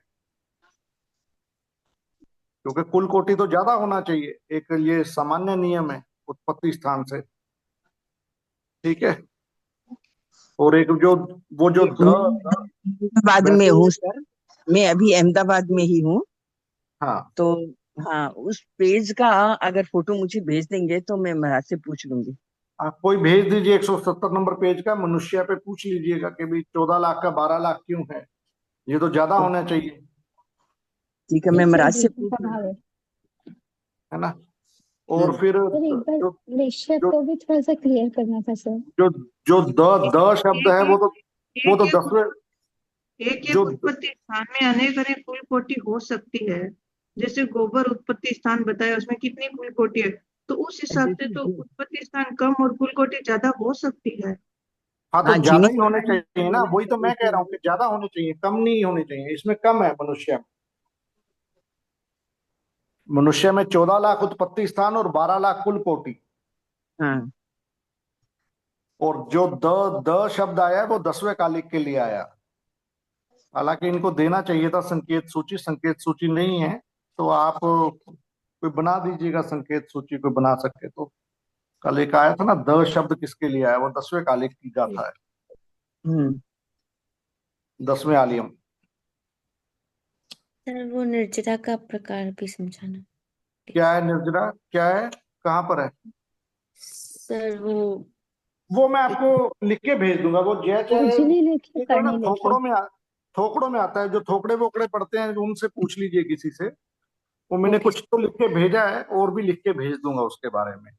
ये उज्ज्वला हाँ, करनी लेके थोड़ा स्पष्ट करिए सर।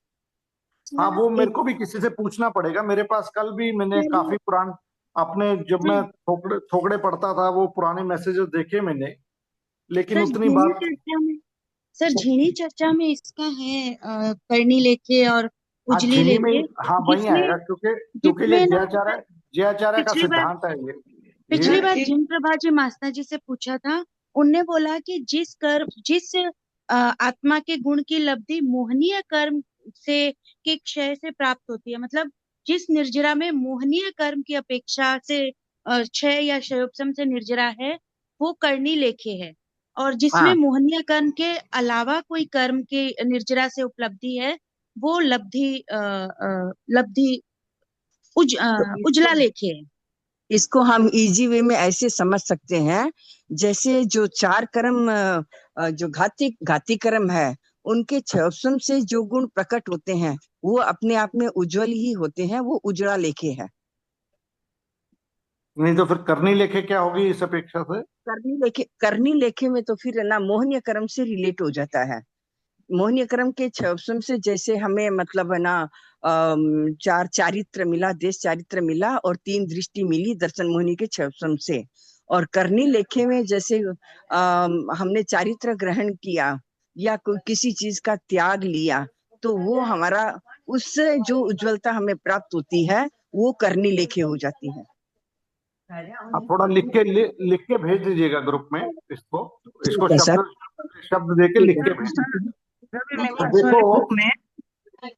अब देखो जो पेज नंबर 162 और 163 जो प्रत्युकाय वाला है, उसमें फुटनोट में दे हा व्री प्री, मतलब वृत्ति और पृष्ठ तो समझ में आ रहा है, लेकिन दे हा का मतलब क्या हुआ, हम पीछे सब जगह देखें। हारी भद्रिया होगा, हारी भद्रिया, जो हरिभद्र जी ने लिखा वो वाली होगा। इसीलिए मैं बोला ना, इसीलिए मैं बोला कि इनको संकेत सूची देनी चाहिए थी। संकेत सूची नॉर्मली होती है, बिना संकेत सूची के लिए तो हम अनुमान 2-3 पृष्ठ में आया है। हाँ व्री प्री, हारी भद्रिया होगा, हारी भद्रिया वृत्ति।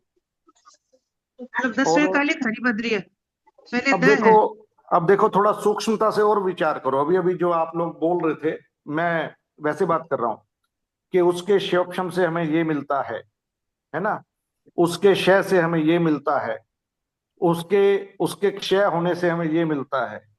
और सूक्ष्म जाओ कि मेरे को क्या मिलेगा मतलब मेरे को उसके क्षय होने से कुछ मिलेगा क्या है? वो भी एक निमित्त प्रधान कथन है, बिल्कुल। उपादान से तो मेरे पास ही सब कुछ है। ये एक निमित्त प्रधान कथन हो जाता है बहुत बड़ा, कि मैं दूसरे पे डिपेंडेंट थोड़ी हूं। मैं तो कितना मैं दूसरों पे डिपेंडेंट हो गया कि वो जब क्षयोपशम होगा तब मेरे को जाके कुछ मिलेगा, है? कितना परवशता वाला कथन है ये, वैसे देखा जाए। लेकिन पढ़ने पढ़ाने में ऐसे ही आता है। तो जीव क्या समझे? जीव तो समझे कि भी मेरे पास तो ऑलरेडी सब कुछ है, मतलब भावना, मैं तो सिद्ध समान हूं, वो समझना तो शुरू करे। सर एक परिभाषा आती है सर, करने लेके सर करने लेके सर तत्व दीपिका में ऐसी परिभाषा आती है, करने लेके वर्तमान कालिक होती है और उजली लेके अतीत कालीन की अपेक्षा से विवेचन है सर। और करने लेके वह मोहनीयकरण से रिलेटेड है और वह वर्तमान कालिक है। ठीक है, इसको बढ़ाना शुरू करो बात को जितने भी विचार आ रहे हैं उनको इकट्ठा करना शुरू करो, फिर बन जाएगा उसका। यस अब सर। 2-3 है ना, ये ध्यान रखना कि किसी के कुछ होने से कुछ नहीं मिलता मुलता। मेरे पास तो ऑलरेडी सब कुछ है। एक तरफ तो कह रहे हैं कि आत्मा असंख्य प्रदेशी है, अनंत ज्ञान, अनंत चरित्र, अनंत उसकी धारक है, और दूसरी तरफ कह रहे हैं कि उसके होने से कुछ मिलेगा। तो वो एक निमित्त प्रधान कथन है, वो बहुत बहुत ज्यादा उस पे। चलिए, और क्या लेशिया में क्या पढ़ना है आपको जी, बताइए। लेशिया में इससे एक रिलेटेड मेरा और भी कुछ सर क्वेश्चंस थे। लेशिया पूरा ही 2-3 बार पढ़ा पर इतना समझ में नहीं आया, तो एक बार आप इसको क्लियर कर दीजिए ना फिर। एक तो मेरा मेरा 1 घंटे का उस पे कुछ लेक्चर है मेरा, अगर मिल गया तो मैं आपको भेज दूंगा। उसमें मैंने बहुत ज्यादा, जितने आगम है सब में लेशिया के बारे में क्या क्या और बाद में कंक्लूजन, वो मैं भेज दूंगा। बट लेशिया 2 ही है। यहां पर जो लेशिया का संबंध है वो जीव से बताया, तो जीव में भी हम संसारी जीव से ही लेशिया का संबंध बता सकते हैं। और संसारी में भी हम कहां तक होता है लेशिया, कौन से गुण स्थान तक होती है? 13वें गुण स्थान तक। तो 13वें गुण स्थान तक ही लेशिया बता सकते हैं। तो वो लक्षण तो नहीं बनेगा, लेशिया जीव का लक्षण तो नहीं बनेगा, ठीक है ना, क्योंकि वो सिद्ध में नहीं होती, 14वें गुण स्थान में नहीं होती। लेकिन फिर भी यहां पर जीवों की अपेक्षा से लेशिया बताया गया। तो लेशिया जो है वो 2, एक तो द्रव्य लेशिया, एक भाव लेशिया। द्रव्य लेशिया जो है वो पुद्गल है। कैसे? कई बार हम कोई ऐसे स्थान पे जाते हैं जहां पे चरित्र आत्मा विराज रहे हों, कई बार मंदिर आदि जाते हैं, या कई बार ऐसे तीर्थ स्थल पे जाते हैं, तो अपने आप अच्छा लगने लग जाता है बिना कुछ किए हुए। तो ऐसा बोला जाता है कि वहां के पुद्गल जो है वो शुभ हैं, ऐसा बोला जाता है। तो वो एक द्रव्य लेशिया मान सकते हैं उसको, कि वहां की द्रव्य लेशियाएं अच्छी चल रही हैं। जैसे नरक में द्रव्य लेशिया जो है वो गलत बताई गई है सारी की सारी, नेगेटिव वाली, अशुभ वाली। और स्वर्ग में सारी की सारी अच्छी बताई गई हैं। जबकि स्वर्ग में भी कहीं ना कहीं पापी जीव होंगे, और कहीं ना कहीं नरक में भी अच्छे सम्यक दृष्टि जीव होंगे, शायिक सम्यक दृष्टि होंगे। तो फिर वो क्या है, जो नरक में सम्यक दृष्टि है वो अपने भीतर तो आनंद ही भोग रहा होगा, वो उसको वो काहे का बाहर में ज्यादा पड़ेगा। और जो ऊपर है स्वर्ग में, वो इतनी अच्छी लेशिया होने के बावजूद भी कहीं ना कहीं, द्रव्य लेशिया इतनी शुभ होने के बावजूद भी कहीं ना कहीं, जैसे संगम देव थे कि भगवान को दुखी करो, भगवान को दुख दूं। अरे तो अपने आप को दुख दे रहा है, किसको क्या दुख देगा कोई जीव, है ना। तो वहां भी ऐसे जीव होंगे। तो ये क्यों हो रहा है? ये सब उसकी भावलेशिया। तो भावलेशा तो सारी है ना सर, द्रव्य लेशा उनकी अपनी अपनी है, शुभ या अशुभ, भावलेशाएं सारी है। मतलब भावलेशा तो जैसे नरक में 6 ही है ना, द्रव्य लेशा अशुभ 3 ही बताए। अच्छा, स्थान अपेक्षा बात कर रहे हैं, मैं जीव अपेक्षा सोचा। हाँ, ठीक है। हाँ, अब देखो, सबसे पहले जो आत्मा के स्पंदन है, एक तरफ आत्मा का जो लेशिया का सिद्धांत जो है ना, वो प्रेक्षा ध्यान की पुस्तकों में बहुत अच्छा मिलता है।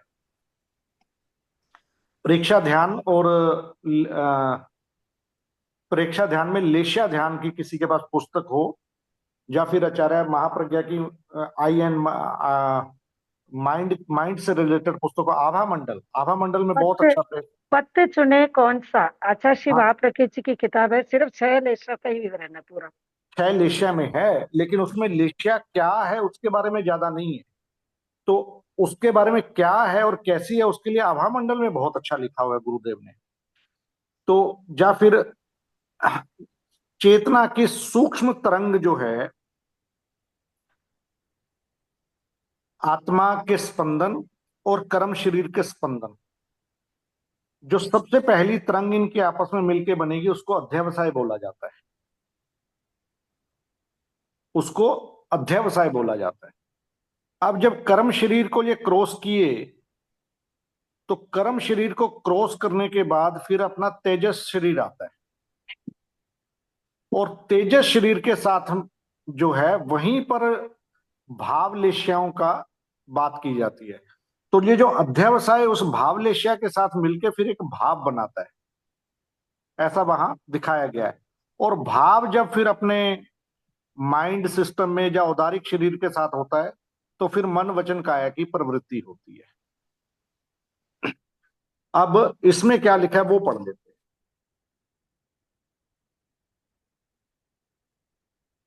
कौन सा पेज है? 203 नंबर सर, 203।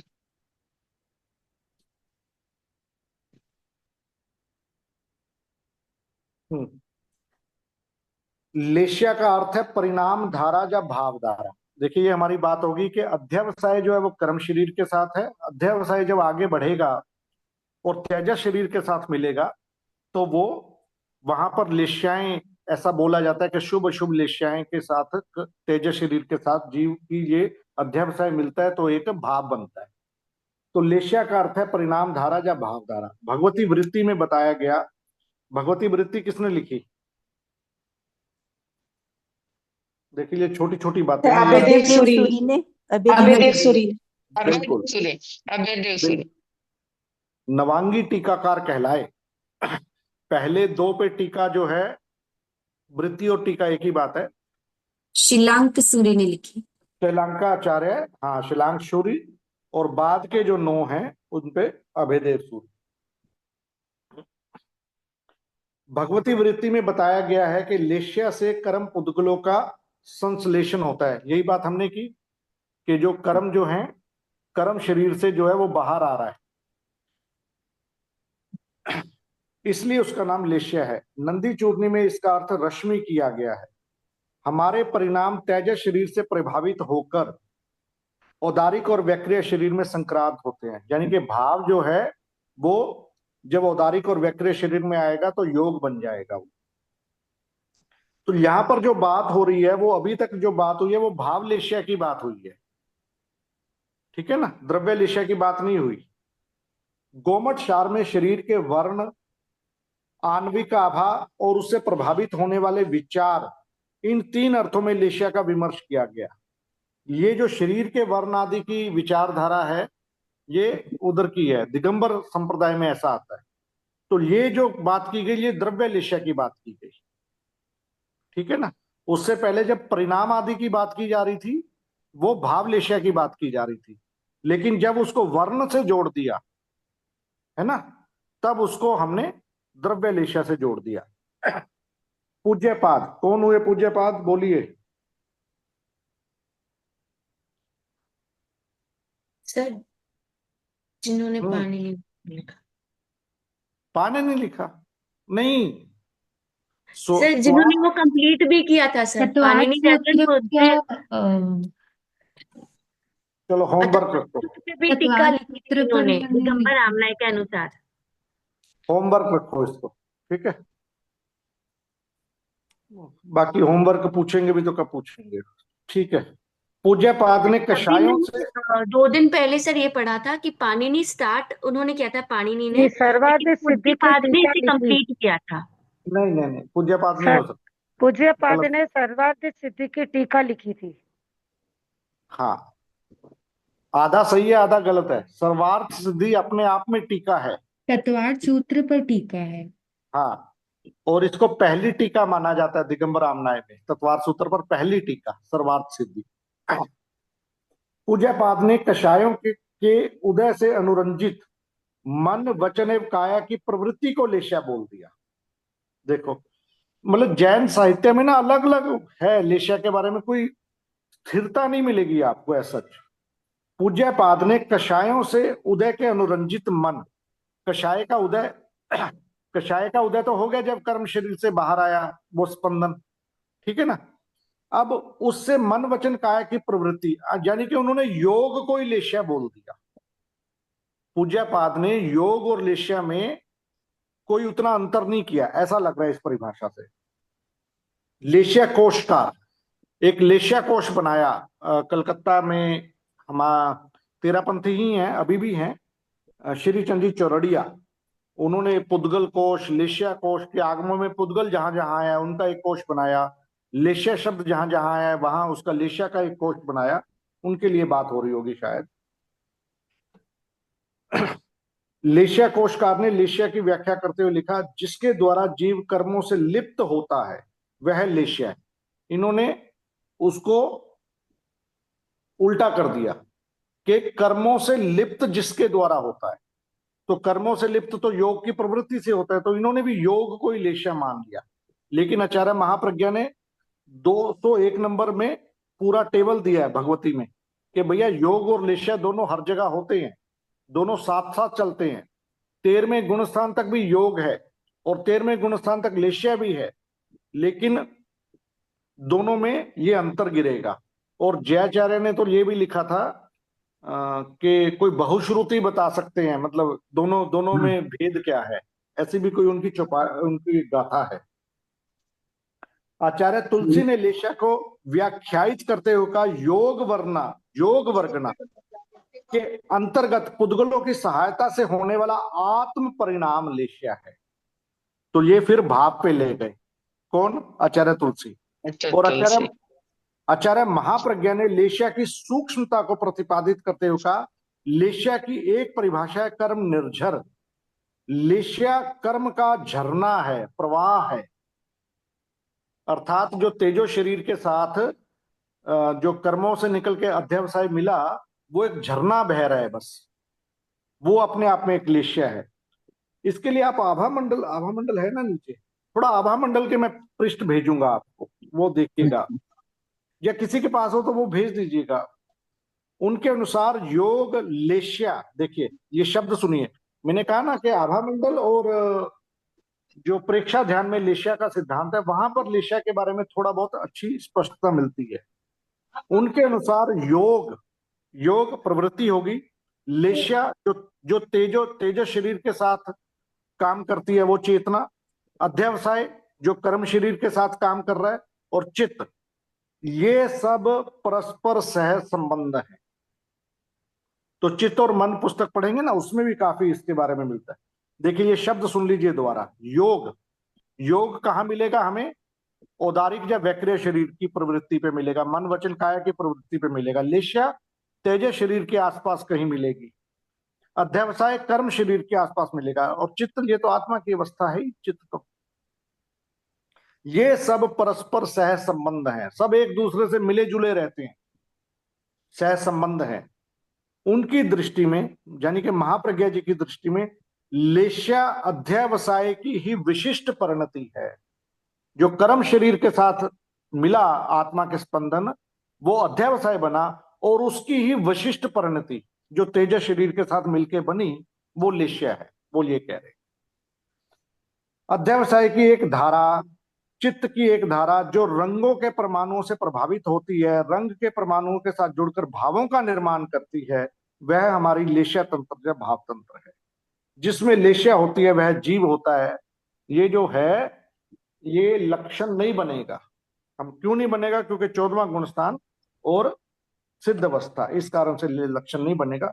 बाकी इसके बारे में, लेशिया के बारे में और कुछ मिलेगा, मैं आपको भेज दूंगा। सर एक जिज्ञासा है, तो द्रव्य लेशिया और भाव लेशिया पहले या दोनों एक साथ ही हो जाती है, या पहले पीछे का इनमें संबंध है? देखिए हर समय कोई संबंध बनेगा नहीं, क्योंकि द्रव्य लेशिया बाहर है सारी की सारी, ओके, है ना, और भाव लेशिया जो है वो अंदर है सारी की सारी,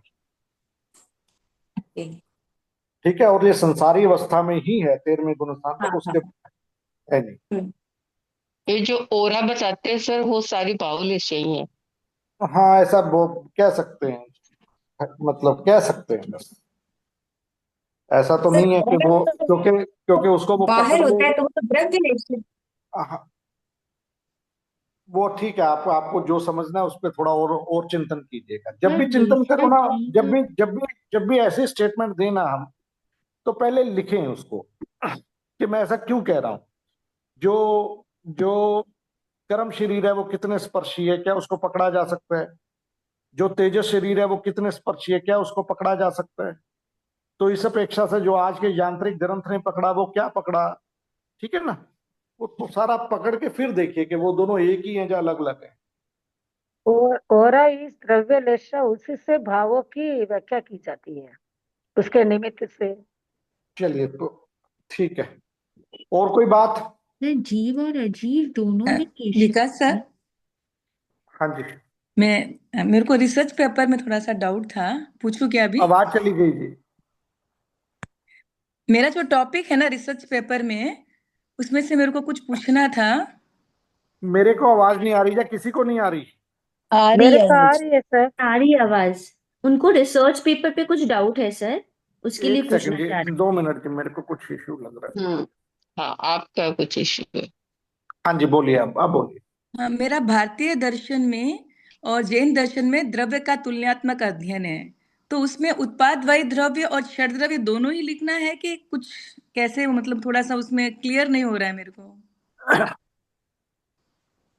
देखिए, पहले तो द्रव्य का सिद्धांत हम उसमें द्रव्य और द्रव्य और सत को आपस में मिलाएंगे कि अच्छा। बाकी लोग क्या मान रहे हैं। बौद्ध जो मान रहा है वो क्षणिकवाद को मान रहा है, हालांकि पर्याय नाम का शब्द नहीं देता, लेकिन मानता तो वो पर्याय को ही है, द्रव्य को नहीं मान रहा।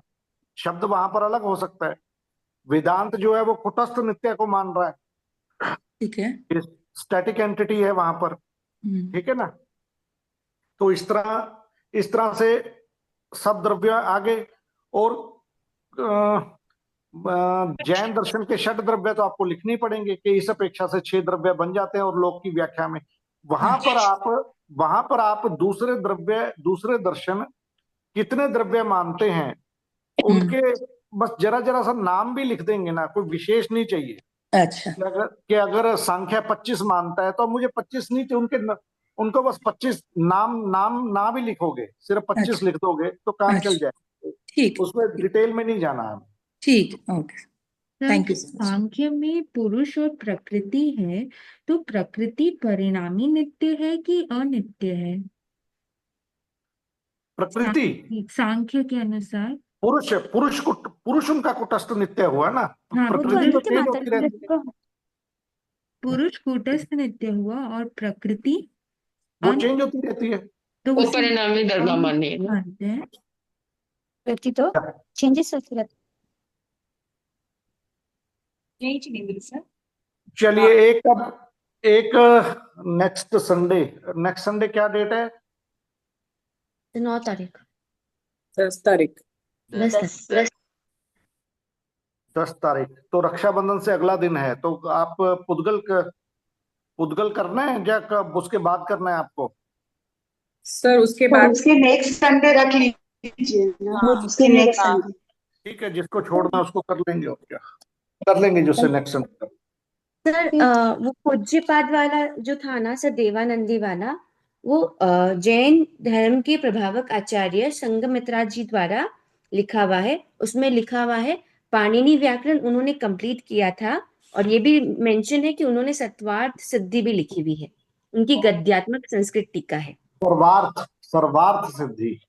हाँ, सर्वार्थ सिद्धि उनकी गद्यात्मक संस्कृत टीका। पाणिनि कैसे होगा वैसे? पाणिनि कोई और व्याकरण तो नहीं है वहां पर? नहीं सर, सर मैंने उसका फोटो भी खींचा है, अगर जस्ट हमारी ठीक है, मैं नॉलेज के लिए। महाराज के दर्शन करूंगा तो बात करता हूँ। दिल्ली में करने का भाव है दर्शन उनके, ठीक है।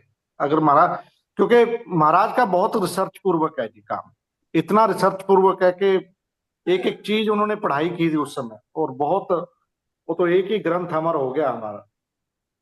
सर वो फोटो भेजना का करूं क्या सर, अगर आपको के लगता? हाँ, फोटो भेज दीजिए। सर और कुछ क्वेश्चंस थे, अभी पूछो या ग्रुप में पूछ लीजिए, अभी टाइम हो गया थोड़ा। ओके। ग्रुप में, और जो भी प्रश्न हो ना, देखिए, जहां तक विषय से संबंधित प्रश्न हो वो हमें ग्रुप में ही पूछने चाहिए। मेरे को अलग अलग प्रश्न आते हैं, मैं नहीं उत्तर दे पाता हूँ, क्योंकि ग्रुप में कोई ना कोई दे देगा, कोई एक आधा बचता है, तो उसमें मैं अपना समय लगा के उसको कर देता हूँ। समय थोड़ा कम रहता है जी, इसी कारण से ये रिक्वेस्ट है, ठीक है। Okay sir. आज इतना ही रखते हैं, और खूब खूब प्रश्न लिखिए, कोई दिक्कत नहीं है।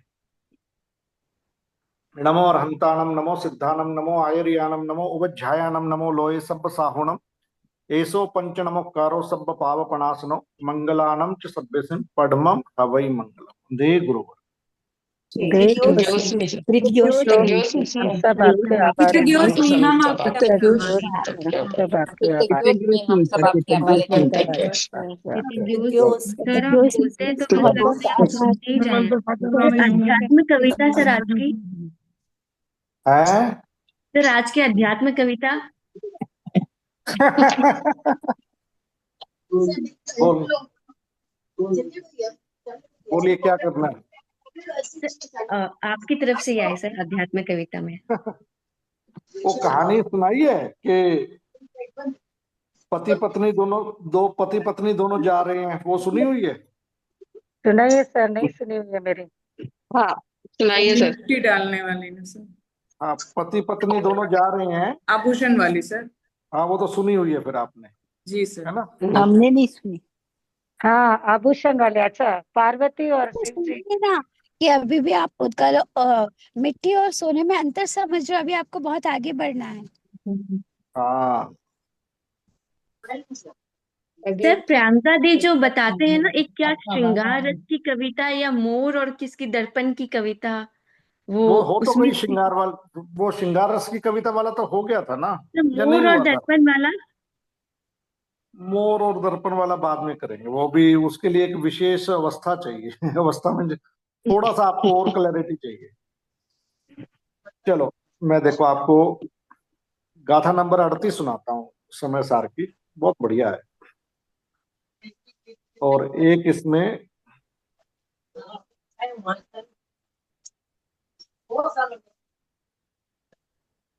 गाथा नंबर 38, एक मिनट जी। तो saya makan cecale.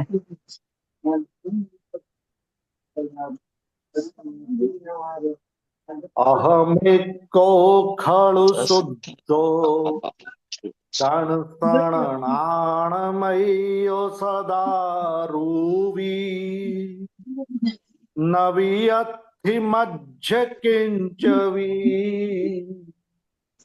अन्नम परमाणु में तंपी।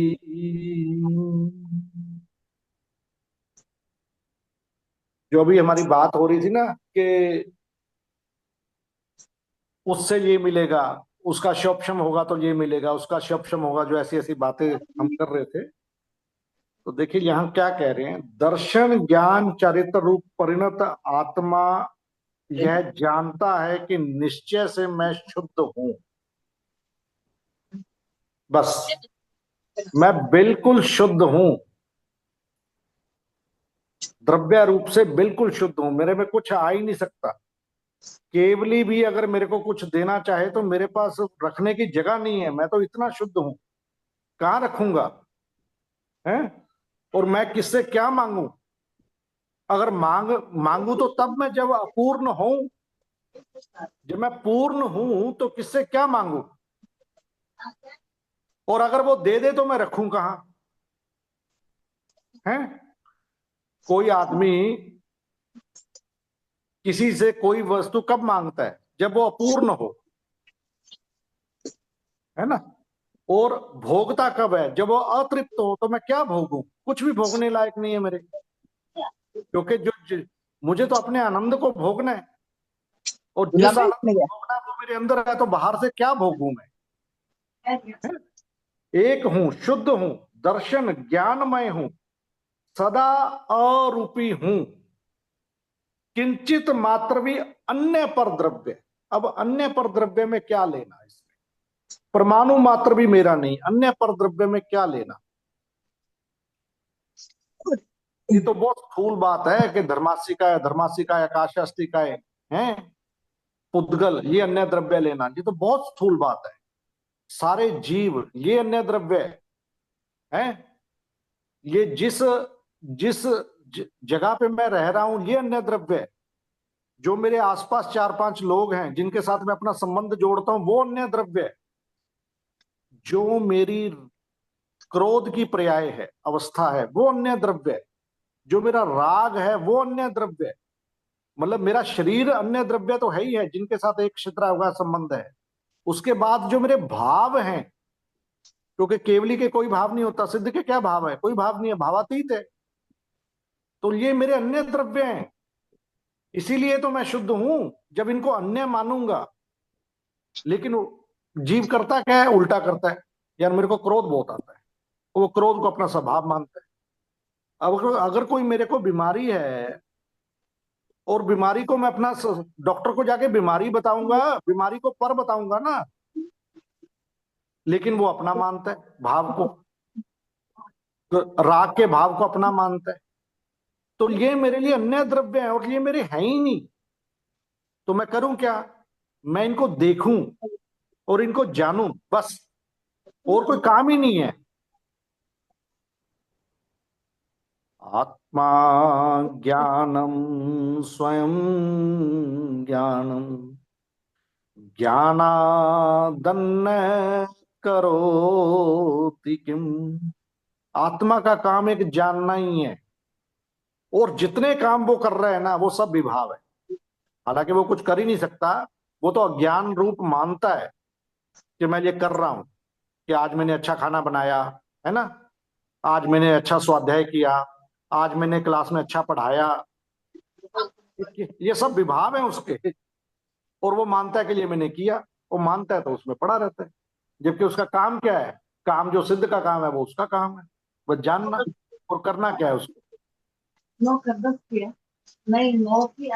तो सिद्ध तो पूज्यपाद जी स्वामी ने क्या लिखा है, पूज्यपाद जी स्वामी ने, बीच में डिस्टर्बेंस आ रही है, ये तो थोड़ी शांति जी सुराना अपने आप को म्यूट करें। इतना तो हमें विवेक होना चाहिए कि अगर क्लास शांति नहीं जी करनी है तो सुराना हम म्यूट क्लास से करें। अलग हो सकते हैं। आप क्लास में मत आइए ना, अगर आपको बातें करनी है तो मत आइए क्लास में, कोई जो मना होस्ट है वो म्यूट कर दे एक बार, जो होस्ट है वो म्यूट कर दे एक बार।